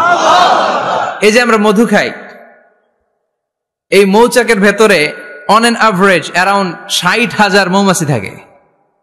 তিন ভাগে, একটা হচ্ছে কুইন বি, একটা মেল বি, আর একটা হচ্ছে ওয়ার্কার বি। একটা থাকে রানী মৌমাছি, এর নেতৃত্বে সবাই চলে। আর একটা থাকে মেল বি, পুরুষ মৌমাছি, বংশ বাড়ানোর জন্য এদের কাজে লাগে। আর সব হচ্ছে ওয়ার্কার বি, সবাই কাজ করে। আল্লাহ বললেন সুম্মা খুলি মিন কুল্লি সামারাত ফাসলুকি সুবুলা রাব্বিকি যুলুলা। আল্লাহ সিক্রেট মেসেজ দিয়ে বললেন গাছের উপরে বাসাবাদ, পাহাড়ের উপরে মৌচাকের বাসাবাদ, উঁচু উঁচু জায়গায় তোমরা তোমাদের বাসা বাঁধো। সুম্মা কুলি মিন কুল্লি সামারাত, এরপর এলাকার যত মিষ্টি মিষ্টি ফুল আছে, ফল আছে, ওখান থেকে রস নিয়ে আসো। সুবহানাল্লাহ। পুষ্প রস সংগ্রহ করে মধুগুলো, এটার বলে sweet nectar. They collect the sweet nectar from the flowers. এবং মধুর মধ্যে এত চমৎকার জিনিস থাকার কারণ হচ্ছে মৌমাছিগুলো ওই এলাকার সব ধরনের ফুল, ভালো ভালো সুগন্ধযুক্ত ফুল ফল থেকে রস নিয়ে আসে। তো ওই গাছগুলোর মধ্যে বনাজি গাছ আছে না নাই? ঔষধি গাছ আছে না নাই? এজন্য মধুরে বলা হয় সব রোগের ঔষধ। যত বনাজি ঔষধি গাছের নির্যাস আর পুষ্প রস আছে, সব আল্লাহ মধুর ভিতরে ঢুকায়া মধুকে আল্লাহ ন্যাচারাল ভ্যাকসিন বানিয়ে দিয়েছেন। চিল্লায়ে পড়েন আল্লাহু আকবার। আল্লাহ বললেন সুম্মা কুলি মিন কুল্লি সামারাত, সব ফল আর ফুল থেকে নেকটার পুষ্পরস নিয়ে আসো। ফাসলুকি সুবুলা রাব্বিকি যুলুলা, যেমন যেমন গিয়েছিলা পথ চিনায় আবার ফিরে আসো। ইয়াখরুজু মিন বুতুনিহা শারাব, এরপর তাদের পেট থেকে বের হয় শারাব। মুখতালিফুন আলওয়ানু, এক একটা মধুর কালার হয়ে যায় এক এক রকম। কোন সুবহানাল্লাহ। সরষে ফুলের মধু একটু সাদা সাদা হয় না? আমি হচ্ছি মধু খাওয়ার পোক। আমি দেশে বিদেশে যেখানে গিয়েছি ফ্রেশ হানি আমি অনেক খুঁজেছি। ইয়ামানি একটা মধু পাওয়া যায় ইয়ামানের সাওয়াহিলি এলাকায়, পাহাড়ি এলাকায়, একেবারে কুচকুচে কালো। আবার অনেক মধু আছে কিছুটা খয়েরি এবং হলুদ বর্ণের, কিন্তু সরষে ফুলের যে মধুটা এটা অনেকটা সাদা। এই পুষ্পরস নিয়ে মৌমাছিগুলো মৌচাকের মধ্যে ঢেলে দেয় না, এগুলো খেয়ে ফেলে। প্রত্যেকটা মৌমাছির পেটের ভেতরে আল্লাহ 2টা করে স্টোমাক দিয়েছে, পাকস্থলী। সুবহানাল্লাহ পড়ে। এটাই কার্ল ভন ফ্রিচ দ্য ডান্সিং বিজ বইয়ের মধ্যে লিখেছে গবেষণায়, যে 2টা পাকস্থলী। একটা পাকস্থলী দিয়ে মৌমাছি খায়, নিজে খেয়ে বাঁচে, আর একটা পাকস্থলী দিয়ে এই ফ্লাওয়ার নেকটার, পুষ্পরস সংগ্রহ করে ওই পাকস্থলীতে রাখে। ওই পাকস্থলীর ভেতরে আল্লাহ একটা ন্যাচারাল এনজাইম দিয়েছেন, ওই এনজাইমের সাথে ওই পুষ্পরসটা মিক্সড হয়। তারপরে আরেকটা টিউব আছে, ওই টিউব দিয়ে মৌমাছি যে সেই বাসার মধ্যে মৌমাছি যে সেখানে সাপ্লাই করে দিয়ে আসে, মধু ঢুকিয়ে দিয়ে আসে। চিল্লায় পড়েন সুবহানাল্লাহ। তার মানে বিষয়টা এমন না ফুলের রস নিয়ে মৌচাকের দিয়ে আসলো, ফুলের রস সে নেয়, তার স্পেশাল একটা স্টোমাকের মধ্যে ঢুকায়, সেখানে এনজাইম দিয়ে, পাচক রস দিয়ে আল্লাহ এটাকে সমৃদ্ধ করে দেয়। তারপর আলাদা একটা নল দিয়ে, টিউব দিয়ে মৌচাকের ভেতরে ঢুকিয়ে দেয়। কোন সুবহানাল্লাহ। কি অসাধারণ পদ্ধতিতে আল্লাহ মধু বানালেন। আর কি সুন্দর মধু হাতের মধ্যে লয়া জিব্বা দিয়া চাটে আর গান গায়, মধু হই হই বিষাবাইলা। আছে না নাই? আল্লাহ শুকরিয়া নাই? চিৎকার করে বলেন শুকরিয়া করতে হবে কার? আল্লাহ বললেন ইয়াখরুজু মিন বুতুনিহা, এটা মধু সরাসরি চলে আসে না, ওর পেট থেকে বের হয়। মুখতালিফুন আলওয়ানুহু, বিভিন্ন রঙের মধু। আছে না নাই? ব্ল্যাক কালারের মধু হয়, হোয়াইট হানি হয়, অর্গানিক হানি হয়, ক্রিমড হানি হয়। কত ধরনের মধু যে আল্লাহ পৃথিবীতে রেখেছে তার ইয়ত্তা নাই। এরপর আল্লাহ বললেন ফিহি শিফাউন লিন্নাস, মধুর ভেতরে শিফা দিয়েছে কে? আল্লাহ। এজন্য বিশ্বনবীর খাদ্য তালিকার মধ্যে মধু আছে না নাই? বিশ্বনবী সুগন্ধযুক্ত ওয়ালা মধু খেতেন, দুর্গন্ধযুক্ত ওয়ালা কোনো মধু মুখে নিতেন না। সুবহানাল্লাহ। বিশ্বনবীর জামানায় মাগাফির নামে একটা মধু ছিল, দুর্গন্ধযুক্ত, এটা কখনো বিশ্বনবী মুখে নিতে চাইতেন না। সুগন্ধযুক্ত মধু সবসময় বিশ্বনবী খেতেন। বিশ্বনবীর স্ত্রীরা এই সুগন্ধিযুক্ত মধু বোতলের মধ্যে প্রিজার্ভ করে রাখতেন বিশ্বনবীকে দেওয়ার জন্য। বিশ্বনবী প্রাণ ভরে এগুলো পান করতেন। সুবহানাল্লাহ।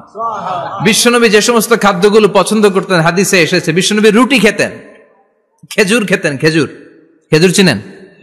বালাহ, তামার, দুধ খেতেন, এই মধু খেতেন, জব খেতেন, বার্লি খেতেন, লাউ খেতেন, রুম্মান, ডালিম ফল, আনার ফল, আনার চিনেন? আনার, এই আনার খেতে পছন্দ করতেন বিশ্বনবী। মাশরুম খেতেন, মাশরুম, মাশরুম চিনেন? ব্যাঙ্গের ছাতার মতো। রেস্টুরেন্টে ইদানিং মাশরুমের স্যুপ পাওয়া যায়, এটা খাবেন। যাদের চোখের জ্যোতিতে সমস্যা, দৃষ্টিতে সমস্যা, খাবেন। হাদিসে এসেছে আল কামআতু মিনাল মান ওয়া মাউহা শিফাউন লিল আইন। মাশরুম হলো মান্না সালোয়ার মতো খাবার। মাশরুমের স্যুপ যারা খাবে, চোখের জ্যোতি যাদের কম, তাদের চোখের জ্যোতি বাড়িয়ে দিবে কে? বুখারীর বর্ণনা, কানা রাসূলুল্লাহ ইউহিব্বুল হালাওয়া ওয়াল আসাল, বিশ্বনবী মিষ্টান্ন খেতে বড্ড পছন্দ করতেন। আবার বিশ্বনবী বেশি বেশি মধু খেতে পছন্দ করতেন। সুবহানাল্লাহ। কোরআনে 2টা জিনিসের ক্ষেত্রে আল্লাহ শিফা যোগ করেছেন, যে 2টা জিনিসের সাথে সম্পৃক্ত হলে শিফা। এক হচ্ছে কোরআন পড়লে শিফা, অনুনাজ্জিলু মিনাল কোরআনি মা হুয়া শিফা। আবার কোরআনে এই আয়াতের ক্ষেত্রে বলা হয়েছে শিফা ফিহি শিফাউন লিন্নাস। এজন্য সাইয়েদানা ইবনে মাসউদ এই উম্মাহকে উদ্দেশ্য করে বলেছেন আলাইকুম বিশিফাইন, তোমাদের উচিত 2টা জিনিস থেকে শিফা নেয়া। এক হলো কোরআন, 2 হলো আসাল মানে মধু। কোন সুবহানাল্লাহ। কোরআন তেলাওয়াত করলে অসুস্থরে সুস্থ করে দেয় কে? সূরা ফাতিহা তেলাওয়াত করলে অসুস্থকে সুস্থ বানিয়ে দেয় কে? আবার মধু খেলে সুস্থ বানিয়ে দেয় কে? মধু খেয়ে প্রশংসা করবেন কার? নাকি মধু হই হই বিষাবাইলা বলবেন এগুলা কখনো? খাঁটি মধু খেতে হবে, খাঁটি মধু খেতে হবে। তাহলে ফিহি শিফাউন লিন্নাস, কত কিছু দিয়ে যে আল্লাহ এটাকে সমৃদ্ধ করেছেন। এটার মধ্যে গ্লুকোজ আছে, এটার মধ্যে সুক্রোজ আছে, ফ্রুকটোজ আছে, প্রোটিন আছে, মিনারেলস আছে, ক্যালসিয়াম আছে, ভিটামিন আছে। খাইলেই শরীর গরম হয়ে যায়। সুবহানাল্লাহ। এজন্য শীতকালে বেশি বেশি খাবেন, জাম্পার লাগবে না। শীতকালে মধু খেয়ে রাত্রেবেলায় বের হবেন, আর মাফলার পেঁচিয়ে বেরোয়া লাগবে না। সুবহানাল্লাহ পড়েন। তার মানে আল্লাহ বললেন ইয়াসিন ওয়াল কোরআনিল হাকিম, প্রজ্ঞাময় বিজ্ঞানময় কোরআনের কসম। কোরআনের ভেতরে বিজ্ঞান আছে না নাই? বিজ্ঞানের কথা এই তো শুরু করলাম, আজকে সারা রাত বিজ্ঞানের কথা বলবো।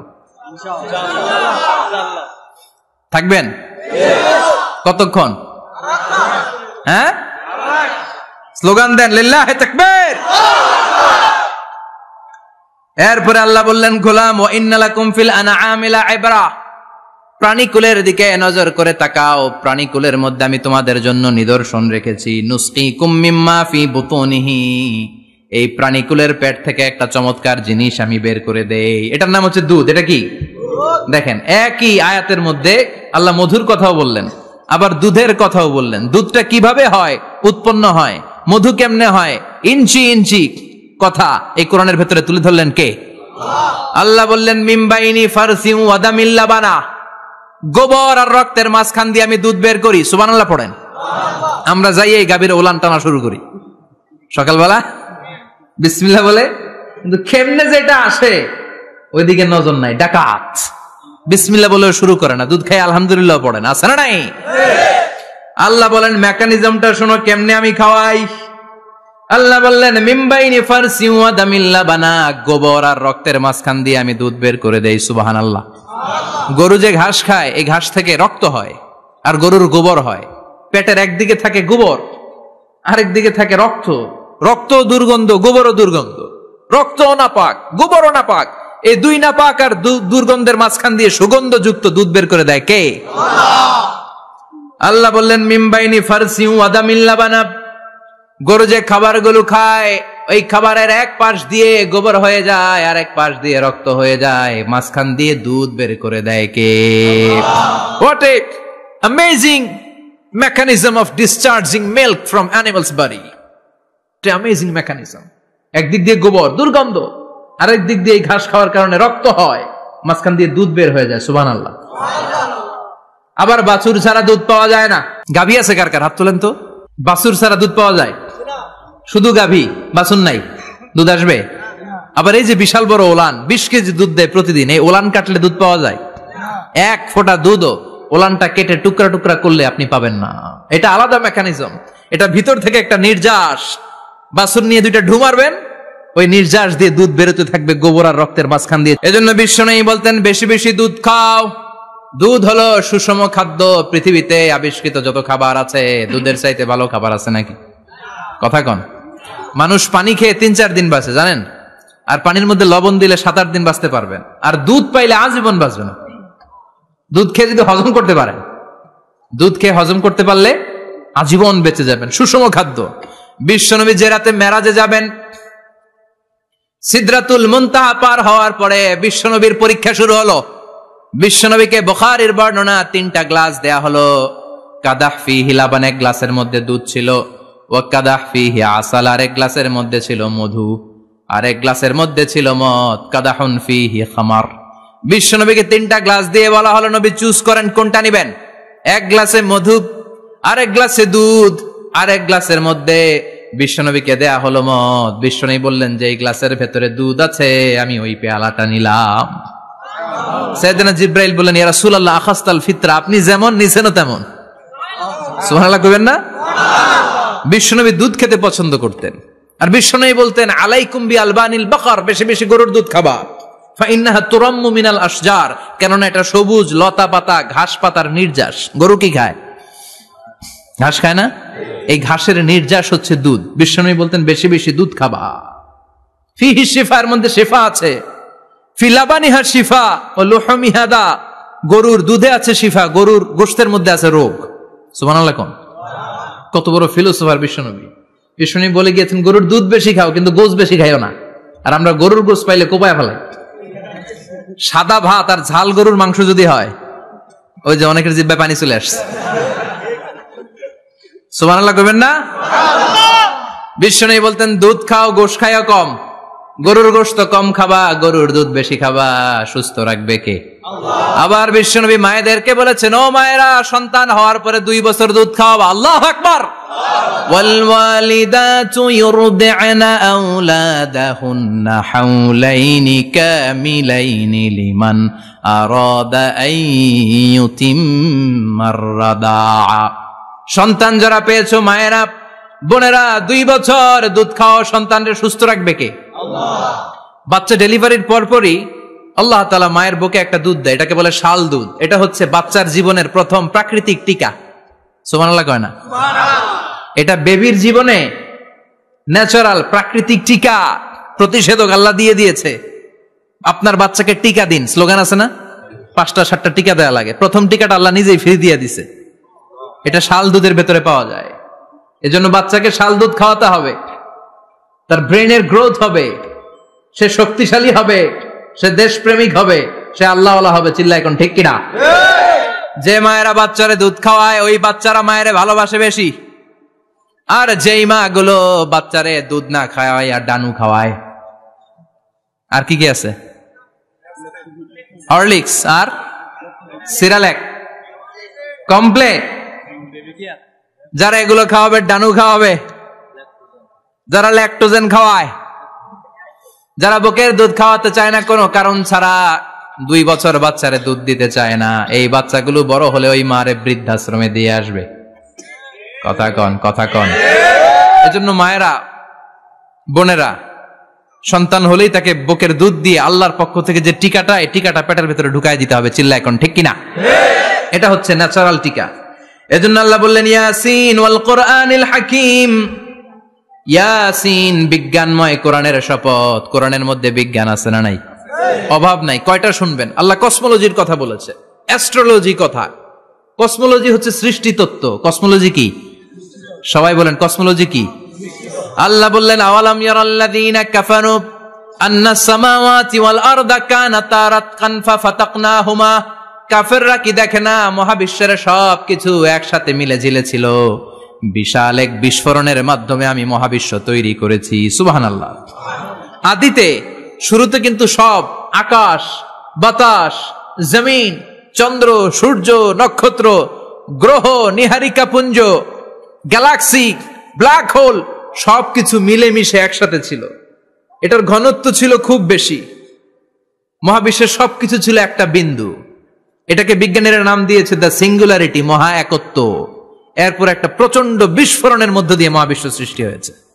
এটার ওরা নাম দিয়েছে বিগ ব্যাং থিওরি। কি নাম? স্টিফেন হকিং মারা গেছে না, সবচেয়ে বড় পদার্থবিজ্ঞানী ছিল।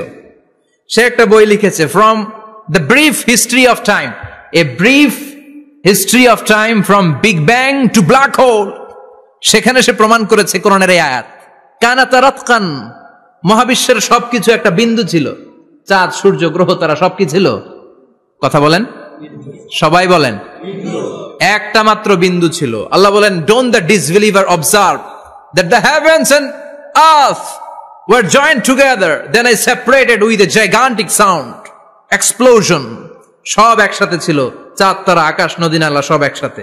তারপর একটা বিকট বিস্ফোরণের মধ্য দিয়ে পৃথিবী হয়েছে, চাঁদ হয়েছে, চন্দ্র হয়েছে, সূর্য হয়েছে, মহাবিশ্বের সবকিছু এই মহাবিস্ফোরণের মধ্য দিয়ে হয়েছে। চিৎকার করে পড়েন আল্লাহু আকবার। এই যে ছোট্ট পৃথিবীতে আমরা বসে আছি, এই পৃথিবীর চেয়ে সূর্য 13 লক্ষ গুণ বড়। চিল্লায় পড়েন আল্লাহু আকবার। এটা কি বাড়ির কাছের কথা? 13 লক্ষ গুণ বড়, কল্পনা করা যায়? তার মানে কি সূর্যই সবচেয়ে বড়? না, সূর্যের চেয়ে অনেক বড় বড় তারা আছে। ব্যাটেল জিউস নামে একটা তারা আছে মহাকাশে, যেটা যে সূর্য পৃথিবীর চেয়ে 13 লক্ষ গুণ বড়। এই ব্যাটেল জিউস তারা সূর্যের চেয়ে 33 কোটি গুণ বড়। এই ব্যাটেল জিউস তারাটাই কি সবচেয়ে বড়? না, এর চেয়েও কত বড় তারা যা আছে কোনো হিসাব নাই। এরকম বিশাল বিশাল তারা ঘুরতে ঘুরতে মাওয়াকিউন নুজুম, ব্ল্যাক হোল নামে একটা রেঞ্জ আছে। এই রেঞ্জের মধ্যে যদি ঢুকে যায়, ছোট্ট বাচ্চার মুখে চকলেট দিলে বাচ্চা যেমনি চকলেট চুষে খেয়ে ফেলে, এই বিশাল বিশাল তারাগুলো ব্ল্যাক হোলের মধ্যে ঢুকলে এক মুহূর্তের মধ্যে নিঃশেষ হয়ে যায়। চিল্লায় পড়েন আল্লাহু আকবার। এজন্য আল্লাহ বললেন, ফালা উকসিমু বিমাওয়াকিউন নুজুম, এই তারকা নিঃশেষ হওয়ার যে জায়গাটা, এই জায়গার কসম আমি কোরআনের মধ্যে খেলাম। এই ব্ল্যাক হোলের রেঞ্জের ভেতরে তারা আসলে মুহূর্তের মধ্যে নিঃশেষ বানিয়ে দেয় কে? একটা তারার চেয়ে আরেকটা তারা বড়। এরকম 1000 কোটি তারা মিলে আমাদের গ্যালাক্সি। এই গ্যালাক্সির নাম হচ্ছে মিল্কি ওয়ে। কি নাম? আমাদের গ্যালাক্সির নাম কি? সবাই বলেন তো। Milky way. কি নাম? এরকম একটা গ্যালাক্সি না, লক্ষ কোটি গ্যালাক্সি আছে। আমাদের গ্যালাক্সির পরে সবচেয়ে কাছের গ্যালাক্সির নাম অ্যান্ড্রোমেডা। কি নাম? এই অ্যান্ড্রোমেডা গ্যালাক্সি আমাদের গ্যালাক্সি থেকে 2.5 মিলিয়ন লাইট ইয়ার দূরে, মানে 25 লক্ষ লাইট ইয়ার। সুবহানাল্লাহ কইবেন না? আলোর গতি হচ্ছে পৃথিবীতে সবচেয়ে বেশি বর্তমান সময় পর্যন্ত, জানেন? সেকেন্ডে কত মাইল? 1,86,000 মাইল। 1 সেকেন্ডে আলো ছুটে 1,86,000 মাইল বেগে। এত বেগের কোন প্লেন বা রকেট নিয়ে যদি আপনি আমাদের গ্যালাক্সি থেকে মিল্কি ওয়ে থেকে অ্যান্ড্রোমেডাতে যেতে চান, তাহলে আপনার 25 লক্ষ বছর লেগে যাবে। সুবহানাল্লাহ বাড়িতে যায় বললেন। এরপর আল্লাহ বললেন, ওয়াস সামাআ বানাইনাহা বিআইদিন ওয়া ইন্না লামুসিউন। আকাশ আমি বানালাম, গ্যালাক্সি আমি বানালাম, বানানোর পর থেকে সবগুলোরে আমি প্রশস্ত করতে শুরু করে দিলাম। সব ছিল ক্ষুদ্র, একটা বিন্দুর মধ্যে আমি বিস্ফোরণ করলাম একটা আওয়াজ দিয়ে। আওয়াজটা ছিল কুন। আওয়াজটা ছিল কি? জোরে কোন, আবার কোন। কুন ফায়া। ইন্নামা আমরুহু ইযা আরাদা শাইআন আন ইয়াকুলা লাহু কুন ফায়াকুন। আল্লাহ যখন কিছু করতে চান শুধু বলেন কুন, শুধু বলেন বি। কুন মানে বি, ইট ওয়াজ, এটা হয়ে যায়। হাও বলতে দেরি। এই মহাবিস্ফোরণের নেপথ্যে যে শব্দটা ছিল সেটা ছিল কুন। সেটা ছিল কি? আল্লাহ কুন বলতে দেরি, মুহূর্তের মধ্যে বিগ ব্যাং, বিশাল এক্সপ্লোশন, তারপর থেকে মহাবিশ্ব ছড়াচ্ছে। আল্লাহ বলছেন এই কোরআনের ভেতরে বলে দিয়েছেন, ওয়া ইন্না লামুসিউন। আমি এই মহাবিশ্বকে, এই গোটা ইউনিভার্সকে আমি প্রতিনিয়ত সম্প্রসারিত করছি। প্রতিনিয়ত এটা বড় হচ্ছে, সম্প্রসারিত হচ্ছে। চিল্লায় বলেন আল্লাহু আকবার। আজ থেকে মাত্র 20 বছর আগে এটা তারা আবিষ্কার করেছে। এই 1998 সালে তারা আবিষ্কার করেছে সুপারনোভা কসমোলজি প্রজেক্ট। এই সুপারনোভা কসমোলজি প্রজেক্টে তারা এই সিদ্ধান্তে এসেছে যে মহাবিশ্ব কোন নামক এক বিস্ফোরণের পর থেকে যে সম্প্রসারিত হচ্ছে, আজ পর্যন্ত এটা শুধু বাড়ছে আর বাড়ছে, অ্যাক্সেলারেটিং হচ্ছে, এক্সপান্ডিং হচ্ছে, এটা কমছে না। কিয়ামত পর্যন্ত এটা বাড়তেই থাকবে। চিৎকার করে পড়েন আল্লাহু আকবার। এজন্য আল্লাহ বললেন, ইয়াসিন ওয়াল কোরআনিল হাকিম। বিজ্ঞানময়, প্রজ্ঞাময় কোরআনের শপথ। এই কোরআনের ভেতরে আমি কসমোলজির কথা বলেছি, অ্যাস্ট্রোলজির কথা বলেছি, জিওলজির কথা বলেছি, ফিজিক্সের কথাও বলেছি। সুবহানাল্লাহ। ফিজিক্স মানে কি? পদার্থ। পদার্থের সবচেয়ে বড় উপাদান হচ্ছে লোহা। লোহার কথা কিন্তু কোরআনে নাই। আছে? কই আছে? হ্যাঁ, সূরাতুল হাদিদ, লোহার নামে একটা সূরা দিয়েছে আল্লাহ কোরআনে। সুবহানাল্লাহ পড়বেন না? সূরার নাম সূরাতুল হাদিদ। সূরার নাম কি? চিল্লায় বলেন সূরার নাম সূরাতুল হাদিদ। হাদিদ মানে লোহা। আল্লাহ বললেন, ওয়া আনজালনাল হাদিদা ফীহি বা'সুন শাদীদ।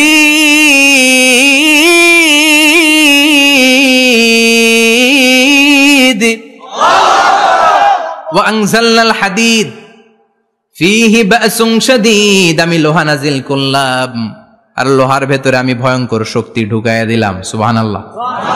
ফিহি মানাফিউ লিন-নাস। লোহার ভেতরে মানুষের জন্য অনেক কল্যাণ আছে। সুবহানাল্লাহ। লোহা ছাড়া পৃথিবীতে কিছু হয়? আংটি বানাতে লোহার দরকার আছে না নাই?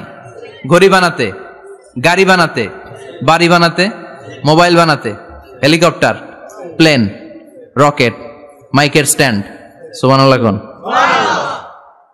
এমন কোন জিনিস নাই যেটার মধ্যে লোহা লাগে না। এজন্য আল্লাহ বললেন, এই লোহার নামে আমি একটা সূরা ডেডিকেট করলাম, ওয়া আনজালনাল হাদিদ ফিহি বা'সুন শাদীদ। আমি লোহাকে নাজিল করেছি। আল্লাহ বলেছেন, খেয়াল করে শব্দটা শুনেন, ওয়া আনজালনাল হাদিদ। আমি লোহাকে উপর থেকে নাজিল করেছি। কি করেছি? কথা বলেন। তার মানে লোহা পৃথিবীতে ছিল না, নাজিল করছে কে? লোহা পৃথিবীতে ছিল? পৃথিবীতে ছিল।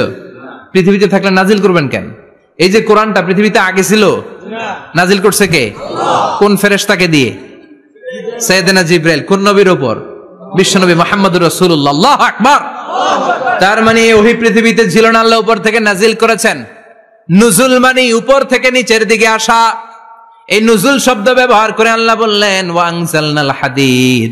লোহাকে আমি নাজিল করেছি। তার মানে লোহা পৃথিবীর উপাদান নয়, লোহা এসেছে উপর থেকে। কোন সুবহানাল্লাহ।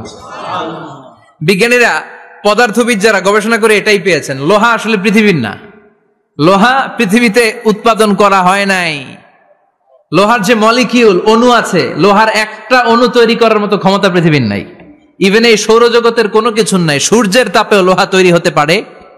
লোহার ছোট্ট একটা অণু তৈরি করতে কমপক্ষে 1 কোটি ডিগ্রি সেলসিয়াস তাপের প্রয়োজন হয়।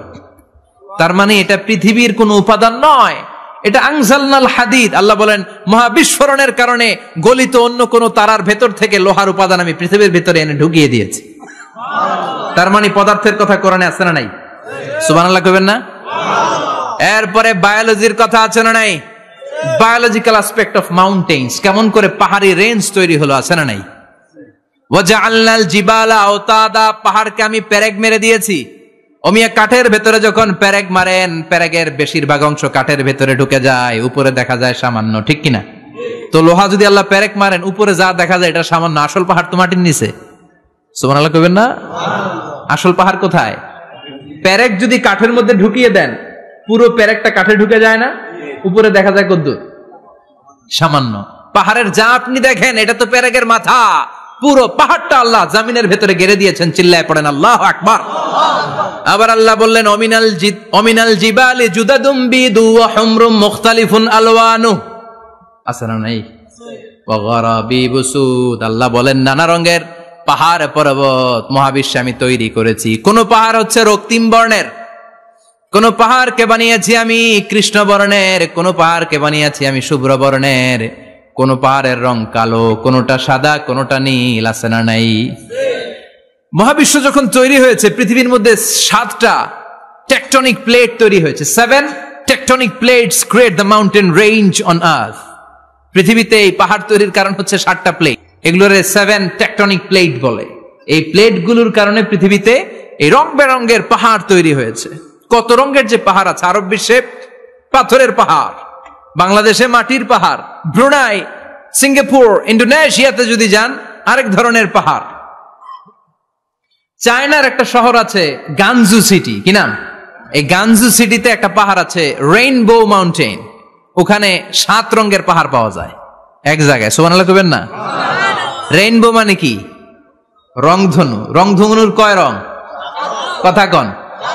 ছোটবেলা আমরা মুখস্থ রাখতাম, বেনিয়া সহকলা, বেতে বেগুনি, নিতে নীল, আতে আসমানি, শতে সাদা, হতে হলুদ, কতে কালো, লাতে লাল। সুবহানাল্লাহ নাই? মনে রাখার কি অসাধারণ পদ্ধতি। এই রেইনবো মাউন্টেন, রংধনুর 7 রঙের পাহাড় এক জায়গায় পাওয়া যায়। এখানে সাদা পাহাড়, এখানে সবুজ পাহাড়, এখানে নীল পাহাড়, ওখানে লাল পাহাড়, এখানে কালো পাহাড়। এই চায়নার গানজু সিটিতে আল্লাহ তাআলা 7 রঙের পাহাড় এক জায়গায় রেখেছেন। চিৎকার করে বলেন আল্লাহু আকবার। তার মানে বায়োলজির কথাও কোরআনের ভেতরে আছে না নাই? এরপর আল্লাহ বললেন, কেমন করে আকাশ থেকে আমি পানি নাজিল করে, এটাও কোরআনে আছে না নাই? আমরা ছোটবেলা পড়েছি ওয়াটার সাইকেল, হাইড্রোলজিক্যাল সাইকেল, কেমন করে সূর্যের তীব্র তাপ সাগর থেকে পানিকে জলীয় বাষ্প করে উপসে নেয়, উপরে নিয়ে সেটাকে পুঞ্জীভূত করে দেয়, ঘনীভূত করে দেয়, মেঘ হয়ে যায়, সেখান থেকে ঝিরিঝিরি ঝিরিঝিরি বৃষ্টি পড়ে, আছে না নাই? ওই বৃষ্টি পেয়ে আল্লাহর কাছে দোয়া করে না? বিশ্বনবী বলেন, রহমতের বৃষ্টির নিচে দাঁড়িয়ে কেউ যদি হাত তুলে দোয়া করে, ওই দোয়া কবুল করে কে? আবার আকাশের মধ্যে মেঘের ঘনঘটা দেখলে বিশ্বনবী পেরেশান হয়ে যেতেন, হয়রান হয়ে যেতেন, আর আল্লাহর কাছে বলতেন, আল্লাহ এই মেঘ দিয়ে তুমি আমাদেরকে আযাব দিও না, তুমি আমাদেরকে গজব দিও না, তুমি আমাদেরকে শেষ করে দিও না, এই মেঘ থেকে তুমি আমাদেরকে রহমতের বৃষ্টি দাও। পড়ে না আমিন। বৃষ্টি দেখলে বিষ্ণু বলতেন, আল্লাহুম্মা সাইয়িবান নাফিআ, ইয়া গাউসু আগিসনা গাউসান মুগীসান মারিআন মারিআন নাফিআন গায়রা দার আজিলান গায়রা আজিল। হে আল্লাহ, এই বৃষ্টি থেকে তুমি ঠান্ডা রহমতের পানি দাও। কি দাও? আল্লাহ মেঘে দে, পানি দে, ছায়া দে রে তুহু, আল্লাহ মেঘে দে। পড়েন পড়েন, আল্লাহ মেঘে দে, পানি দে, ছায়া দে রে তুহু, আল্লাহ মেঘে দে। এই ওয়াটার সাইকেলের কথা আল্লাহ বলেছেন। আলম তারা আন্নাল্লাহ ইউসজি সাহাবান, কাফের নাস্তিক যেগুলো সমাজের আবর্জনা খড়কুটা, ওরা কি দেখে না কেমন করে আমি বাতাসকে জলীয় বাষ্প করে আকাশে তুলি, বায়ুমণ্ডলে নিয়ে যাই, সুম্মা ইউআল্লিফু বাইনাহুম, জলীয় বাষ্পগুলারে তখন আমি ঘনীভূত করি, সুম্মা ইয়াজআলুহু রুকামান, এরপরে আমি মেঘে পরিণত করি, ফাতারাল ওয়াদকা ইয়াখরুজু মিন খিলালিহি, তারপর মেঘের ভেতর থেকে ঝিরিঝিরি ঝিরিঝিরি বৃষ্টি নাজিল করে কে? আবার আল্লাহ বললেন, পানি থেকে আমি পৃথিবীর সব প্রাণগুলারে বানালাম। ওয়াজআলনা মিনাল মাই কুল্লা শাইইন হাইয়া ফালা ইয়াকিলুন, পানির ভেতর থেকে সব প্রাণের উৎপত্তি পৃথিবীর মধ্যে ঘটিয়ে দিয়েছে কে? বিজ্ঞানীরা স্বীকার করেছে পৃথিবীতে যত প্রাণ পাওয়া যায়, যত প্রাণের ব্লুপ্রিন্ট পাওয়া যায়, সব এসেছে পানি থেকে। চিৎকার করে বলেন, কোত্থেকে? পানি নাই তো প্রাণ নাই, পানিও আছে প্রাণও আছে। কোন সুবহানাল্লাহ। বিজ্ঞানীদের ধারণা, তারা ধারণা করে বলেছে পৃথিবীর প্রথম প্রাণের নাম হচ্ছে অ্যামিবা। কি নাম?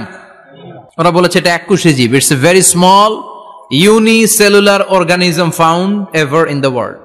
পৃথিবীতে পাওয়া প্রথম এককোষী প্রাণীর নাম হচ্ছে অ্যামিবা। এটা এসেছে শৈবালের মতো, এরপরে জুপ্লাংটন, ফাইটোপ্লাংটন, ব্যাকটেরিও প্লাংটন, একটার পর একটা স্পিসিজ প্রজাতি পৃথিবীতে ডেভেলপ করেছে। কোন সুবহানাল্লাহ। এই পানির কথা কোরআনের ভেতরে বলে দিল কে? এজন্য আল্লাহ বললেন, ওয়াল কোরআনিল হাকিম, বিজ্ঞানময় কোরআনের শপথ। এই কোরআনটা বিজ্ঞানের ঠাসা, এই কোরআন আশ্চর্যের শেষ নাই, এই কোরআন কোনোদিন পুরাতন হয় না। এই কোরআনের ভেতরে আল্লাহ দিয়েছেন হেদায়েতের মশাল, আর কোরআনটাকে বানিয়েছেন বিজ্ঞানের সুউচ্চ মিনার। জোরে কোন সুবহানাল্লাহ। ফিজিক্স পেলাম, ওয়াটার সাইকেল পেলাম, এবার পাতালপুরীর কথার দরকার আছে না নাই? পৃথিবীর একেবারে গভীরতম গভীরে কি আছে? এটা কিন্তু কোরআনে নাই। আছে। পৃথিবীর মাঝখানে যে উত্তপ্ত লাভা আর আগুন, এটা আপনারা জানেন? পৃথিবীর উপর দিয়ে আমরা ঠান্ডা পৃথিবীতে ঘুরে বেড়াই, কিন্তু এর ভিতরে কিন্তু আগুন, লাভা। আল্লাহ কোরআনের মধ্যে ফুটন্ত টকবগে সাগরের কসম খেয়েছেন। আল্লাহ বলেছেন, ওয়াল বাহরিল মাসজুর,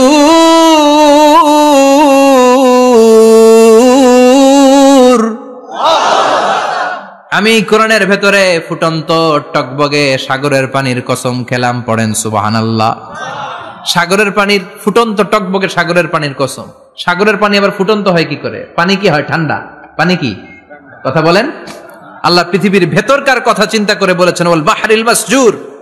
ইউনাইটেড স্টেটস অফ আমেরিকার নেভাল একাডেমির সায়েন্টিস্টরা এই আয়াতের উপর রিসার্চ করেছে যে সাগরের ভেতরে আবার, এই ঠান্ডা পানির ভেতরে আবার উত্তপ্ত আগুনের লাভা আসলো কোত্থেকে। রিসার্চ করার জন্য তারা সাগরের ভেতরে পাইপ ঢুকিয়েছে। পাইপ ঢুকাতে ঢুকাতে অনেকগুলো লেয়ার তারা পার করেছে। রূপান্তর শিলার স্তর, পাললিক শিলার স্তর, আগ্নেয়গিরির শিলার স্তর, মার্বেল পাথরের অনেকগুলো শিলার স্তর পেরিয়ে যাওয়ার পরে তারা পাইপ ঢুকানোর পরে দেখতে পেয়েছে পাইপগুলো গলে যায়। পাইপগুলো কি হয়? তার মানে ভিতরে কি আছে? জাপানে কিছু জিওলজিস্ট, ভূতত্ত্ববিদ, তারা গবেষণা করে পৃথিবীর এক মাথা থেকে আরেক মাথায় যেতে চাচ্ছে, মানে প্রতিপাদ স্থান। বাংলাদেশের এখান থেকে ছিদ্র করলে আপনি দক্ষিণ আমেরিকার চিলির সান্টিয়াগোতে যেয়ে উঠবেন। কথা বুঝতে পেরেছেন? তার মানে বাংলাদেশের প্রতিপাদ স্থান হচ্ছে দক্ষিণ সাউথ আমেরিকার চিলির সান্টিয়াগো। আবার ইন্ডিয়া থেকে ছিদ্র করতে করতে পৃথিবীর আরেক মাথা দিয়ে উঠবেন। সুবহানাল্লাহ বলেন। এটা তারা শুরু করেছে, কিন্তু এখনো সফল হয় নাই। ইউএস এর নেভাল একাডেমির সায়েন্টিস্টরা পাইপ ঢুকাতে ঢুকাতে দেখে একটা পর্যায় শেষে পাইপ আর ঢুকানো যায় না, পাইপগুলো পৃথিবীর ভেতরে যেতে যেতে গলে গলে পানি হয়ে যায়। সুবহানাল্লাহ কইবেন না? এই রিসার্চ প্রজেক্টের যিনি চিফ, উনি বললেন, bring the water proof pipe from America. America থেকে ওয়াটার প্রুফ পাইপ নিয়ে আস। আমার এমন পাইপ লাগবে গবেষণা করার জন্য যে পাইপ আগুনে জ্বলে না। ওয়াটার প্রুফের মধ্যে আগুন লাগালে আগুন ধরবে? বুলেট প্রুফে বুলেট মারলে বুলেট ঢুকবে? তো আমেরিকা থেকে ফায়ার প্রুফের পাইপ নিয়ে আসা হলো। নেভাল একাডেমির চিফ সায়েন্টিস্ট পাইপ ঢুকাতে আরম্ভ করলেন। ঢুকাতে ঢুকাতে পৃথিবীতে কিন্তু অনেকগুলো স্তর আছে। এই যে বালু মাটি, সব কিন্তু বালু মাটি নয়। আপনি খুঁড়তে খুঁড়তে পেয়ে যাবেন পাললিক শিলা, এরপরে রূপান্তরিত শিলা, এরপরে মার্বেল পাথরের শিলা, এরপরে শুরু হবে গরম আগ্নেয়গিরির শিলা। ওই শিলার ভেতরে এমন আগুন আল্লাহ রেখেছে, ওই নেভাল একাডেমির সায়েন্টিস্টরা ফায়ার প্রুফের পাইপ ঢুকাতে ঢুকাতে একটা লেভেল যাওয়ার পরে দেখে যে ফায়ার প্রুফের পাইপও গলে গলে মুহূর্তে পানি হয়ে যায়। তার মানে ভেতরে এমন আগুন আল্লাহ রেখেছে, ওই আগুনের তুলনা এই পৃথিবীর আগুনের মতো নয়। ওই আগুনটা এই জাহান্নামের আগুন। আবার বিজ্ঞানীরা গবেষণা করে ওই আগুনের মধ্যে মানুষের চিৎকার শুনেছে। এজন্য হাদিসে এসেছে, আল্লাহর ওলিরা, মুমিন বান্দারা মারা গেলে তাদের রূহগুলো আকাশে চলে যায়, ইল্লিনে চলে যায়। আর কাফের মুশরিক আর নাস্তিক গুলো মারা গেলে তাদের আত্মাগুলো পৃথিবীর মাঝখানে সিজ্জিনে চলে যায়। ওই সিজ্জিনের ভেতরে আগুন আছে না নাই? চিল্লায় বলেন। তার মানে পাতালপুরীর কথাও আছে, সাগরের কথাও আছে, আকাশের কথাও আছে, কেমন করে দুনিয়াতে আমরা আসলাম সেটাও আছে। এমব্রয়োলজি, ভ্রূণতত্ত্বের কথা কোরআনে আছে না নাই? পৃথিবীতে আল্লাহ কয়েক সিস্টেমে মানুষ বানালেন। সৈয়দনা আদমকে বানালেন, মাও নাই বাবাও নাই। সৈয়দনা আদম আলাইহিস সালামের বাবার নাম কি? মায়ের নাম কি? মাও নাই বাবাও নাই। আবার সৈয়দনা ঈসা আলাইহিস সালামকে আল্লাহ তৈরি করলেন, শুধু মা আছে বাবা নাই। আবার আমাদের সবাইকে আল্লাহ বানালেন, মাও আছে বাবাও আছে, ঠিক কিনা? এরপরে ছোট্ট এক ফোঁটা নাপাক থেকে আল্লাহ আমাদেরকে বানালেন। এই এক ফোঁটা বীর্যের মধ্যে যে প্রাণ আছে, এটা দুইজন বিজ্ঞানী আবিষ্কার করেছে। লিয়েন হুক মাইক্রোস্কোপ যন্ত্র দিয়ে তারা বীর্যের মধ্যে, স্পার্ম ড্রপের মধ্যে গবেষণা করে পেয়েছে যে ওখানে কি যেন নড়ে। ওই এক ফোঁটা ড্রপের মধ্যে কি যেন নড়ে। সেখান থেকে ওরা আবিষ্কার করেছে এই স্পার্মের ভেতরে, শুক্রাণুর ভেতরে প্রাণের অস্তিত্ব আছে। এক ফোঁটা স্পার্মে, এক ফোঁটা বীর্যের মধ্যে 20 কোটি যদি শুক্রাণু না থাকে, ওই স্পার্ম থেকে আল্লাহ বেবি দেয় না, সন্তান দেয় না। সুবহানাল্লাহ কোন? এজন্য আল্লাহ বললেন, হাল আতা আলাল ইনসানি হিনুম মিনাদ দাহরি লাম ইয়াকুন শাইআম মাযকুরা। ও মানুষ, কেন এত অহংকার করো? নজর করে তোমার জীবনের শুরুটার দিকে একটু তাকাও। কি ঝিলা তুমি? এক ফোঁটা নাপাক পানি, একটা স্পার্ম ড্রপ থেকে এসেছো। ইয়াখরুজু মিন বাইনিস সুলবি ওয়াত তারায়েব, বাবার পৃষ্ঠদেশ থেকে মায়ের গর্ভদেশের মধ্যে তোমাকে নিয়ে গেল কে? সেখান থেকে ফি যুলুমাতিন সালাস, 3টা প্যাকেট দিয়ে মায়ের পেটের মধ্যে তোমাকে প্রিজার্ভ করলো কে? আল্লাহ প্রত্যেকটা স্টেজ কোরআনে বলে দিয়েছেন। ফি যুলুমাতিন সালাস, 3টা অন্ধকার প্রকোষ্ঠে আল্লাহ আমাদেরকে প্রিজার্ভ করেছেন। মায়ের ভুলের একটা প্যাকেট, মায়ের জরায়ুর একটা প্যাকেট, আবার মায়ের পেটের একটা প্যাকেট। ওই প্যাকেটের ভিতরে পৃথিবীর কোন কবিরাজের কবিরাজি কাজে লাগছে? ডাক্তারের ডাক্তারি? কোন কবিরাজ আম করে খাওয়াইছে? চিল্লায় বলেন, তিনি কে? এরপর আল্লাহ বললেন ফি যুলুমাতিন সালাস, ওটা অন্ধকার ছিল। যেই টেম্পারেচারে রাখলে তুমি সুস্থ থাকবা, যেই টেম্পারেচারে রাখলে তুমি আস্তে আস্তে বড় হতে পারবা, সেখানে আমি রাখলাম। সেখান থেকে আমরা হয়ে গেলাম জিমেট, সেখান থেকে জাইগট, তারপরে এমব্রয়ো, তারপরে ফেইটাস, ল্যাটার স্টেজ। প্রথমে ছিলাম ইনিশিয়াল স্টেজ, তারপরে ল্যাটার স্টেজ, আমরা বড় হতে লাগলাম। আল্লাহ আমাদেরকে হার্ট দিলেন, সিস্টনিক ডায়াস্টনিক, অলিন্দ নিলয় শুরু হয়ে গেল। রুহুর ফুৎকার আমাদের হৃদয়ে ভরে দিল কে? আল্লাহ আমাদেরকে স্কেলিটন দিলেন, কঙ্কাল, স্পাইনাল কর্ড দিলেন, আমাদের স্কাল দিলেন, মাথার খুলি দিলেন, লাঞ্চ দিলেন, ফুসফুস দিলেন, গল ব্লাডার দিলেন। যেখানে যেটা ঠিক যেমন ভাবে দেয়া দরকার মায়ের পেটে থাকতেই সেটা দিয়ে দিয়েছে কে? আল্লাহ।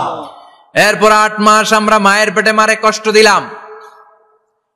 ওই মুহূর্তে আমার মা আমার জন্য যতটা কষ্ট করেছে পৃথিবীর কেউ ওই খবর রাখে না। তোরে কোন ঠিক কিনা? বোঝা হয়ে গিয়েছিলাম, একটা বস্তা। আমরা প্রত্যেকে মায়ের পেটে ছিলাম একটা কি? এই বস্তা নিয়ে আমার মা খেতে যেত, ঘুমাতে যেত। এই বস্তাটা পেটে করে আমার মা রান্নাঘরে রান্না করত, একদিনও রান্না বন্ধ হয় নাই। এই বস্তাটা নিয়ে আমার মা টয়লেটে যেয়ে বসতে পারতো না। 8 মাস এরকম কষ্ট করেছে। এজন্য মায়ের মনে কষ্ট দিলে আল্লাহর আরশ কেঁপে যায়। মায়ের কাছ থেকে দোয়া নেওয়ার দরকার আছে না নাই? মায়ের মনে কষ্ট দিবেন? মায়ের সাথে বেয়াদবি করবা কেউ? মায়ের থেকে দোয়া নেওয়ার দরকার আছে না নাই? মা যার নাই সে জানে মা না থাকার কি জ্বালা। চিল্লা এখন ঠিক কিনা? এজন্য এই মায়ের জন্য দোয়া করার দরকার আছে না নাই? আল্লাহ বললেন 8 মাস 9 মাস মায়ের পেটের ভেতরে ছিলা, তারপরে দুনিয়ার বুকে তোমারে আনলো কে? ছোট্ট নাপাক ছিলাম, এই ছোট্ট এক ফোঁটা পানি থেকে আমাদেরকে বড় করছে কে? আল্লাহ। তার মানে এমব্রয়োলজি, ভ্রূণ তত্ত্বের কথা কোরআনের ভেতরে আছে না নাই? সে আল্লাহ বললেন ইয়াসিন ওয়াল কুরআনিল হাকীম ইন্নাকা লামিনাল মুরসালিন আলা সিরাতিম মুস্তাকিম। সুবহানাল্লাহ পড়েন। আল্লাহ বললেন ইয়াসিন, এরপরে বললেন আল কুরআনিল হাকীম, প্রজ্ঞাময় কোরআনের শপথ। বিশাল একটা শপথ কেটে আল্লাহ বললেন ইন্নাকা লামিনাল মুরসালিন আলা সিরাতিম মুস্তাকিম। ইন্নাকা লামিনাল মুরসালিন, অবশ্যই অবশ্যই নবী হে আপনি রাসূলদের অন্তর্ভুক্ত। চিল্লা এখন সুবহানাল্লাহ। তিনি যে রাসূল এটার সার্টিফিকেট এই আয়াতে দিয়েছে কে? এরপর আল্লাহ বললেন আলা সিরাতিম মুস্তাকিম, ও নবী আপনি সিরাতুল মুস্তাকিমের উপর আছেন। যেই দোয়াটা প্রতিটা নামাজের মধ্যে প্রতিদিন প্রত্যেক রাকাতে সূরা ফাতিহাতে আমরা পড়ি, ইহদিনাস সিরাতাল মুস্তাকিম, O Allah show us the right path, show us the correct path, আপনি আমাদেরকে সোজা পথ দেখান। আল্লাহ এখানে সার্টিফিকেট দিলেন, নবী গো লক্ষাধিক পয়গম্বর যে আমি পেয়েছি তাদের শ্রেষ্ঠতম রাসূল করে আমি আপনাকে প্রেরণ করেছি, আর হেদায়েতের সুউচ্চ মশাল দিয়ে আমি আপনাকে সিরাতুল মুস্তাকিমের উপর রেখেছি। চিল্লায় পড়েন আল্লাহু আকবার। এই জন্য বিজ্ঞানময় কোরআনের সাথে নিজেদের সম্পর্ক বাড়ানোর দরকার আছে না নাই? কোরআন পড়লে দুনিয়া এবং আখিরাতে মর্যাদা বাড়ায় দিবে কে? কোরআনের আইন দিয়ে সমাজটারে সাজানোর দরকার আছে না নাই? কোরআন দিয়ে আমাদের সমাজটা সমৃদ্ধ হোক আমরা চাই কি চাই না? কোরআন দিয়ে আমার সংসদ ভবন চলুক, আমার 300 জন মেম্বার অফ দ্য পার্লামেন্ট কোরআনের আয়াত দিয়ে সংসদে কথা বলুক আমরা চাই কি চাই না? আমাদের মিলিটারি গুলো কোরআনের আওতায় চলুক, আমাদের দেশটা কোরআন দিয়ে চলুক, আমার লাল সবুজের পতাকা সংসদ ভবনের এক পাশে আর কালিমার লা ইলাহা ইল্লাল্লাহর পতাকা আরেক পাশে পতপত করে উড়বে আমরা চাই কি চাই না? সেজন্য কোরআনের সাথে আমাদের সম্পর্ক বাড়াতে হবে, নিজে কোরআন পড়তে হবে, কোরআন বুঝতে হবে, কোরআনের উপর আমল করতে হবে। রাজি আছেন তো? এটাই হচ্ছে সূরাতুল ইয়াসিনের শিক্ষা। আল্লাহ আমাদের সবাইকে কথাগুলো বুঝার ও আমল করার তৌফিক দান করুক। আমরা পড়ি আমিন। আরো জোরে পড়েন আমিন। যতগুলো কথা বললাম কোরআন থেকে আলোকিত করার জন্য আল্লাহ তাআলা যে মেসেজগুলো আমাদেরকে কোরআনের ভেতরে দিয়েছে, এই মেসেজ থেকে আমরা যেন নিজেদেরকে সমাজকে আলোকিত করতে পারি। আল্লাহ তুমি তৌফিক দাও। আরো জোরে পড়েন আমিন। সুবহানাকাল্লাহুম্মা বিহামদিকা আশহাদু আল্লা ইলাহা ইল্লা আনতা আস্তাগফিরুকা ওয়া আতুবু ইলাইক। নিয়মিত ইউটিউব ভিডিও দেখতে সাবস্ক্রাইব করুন। নতুন নতুন ভিডিও পেতে ঘন্টা বাটনটি চাপুন।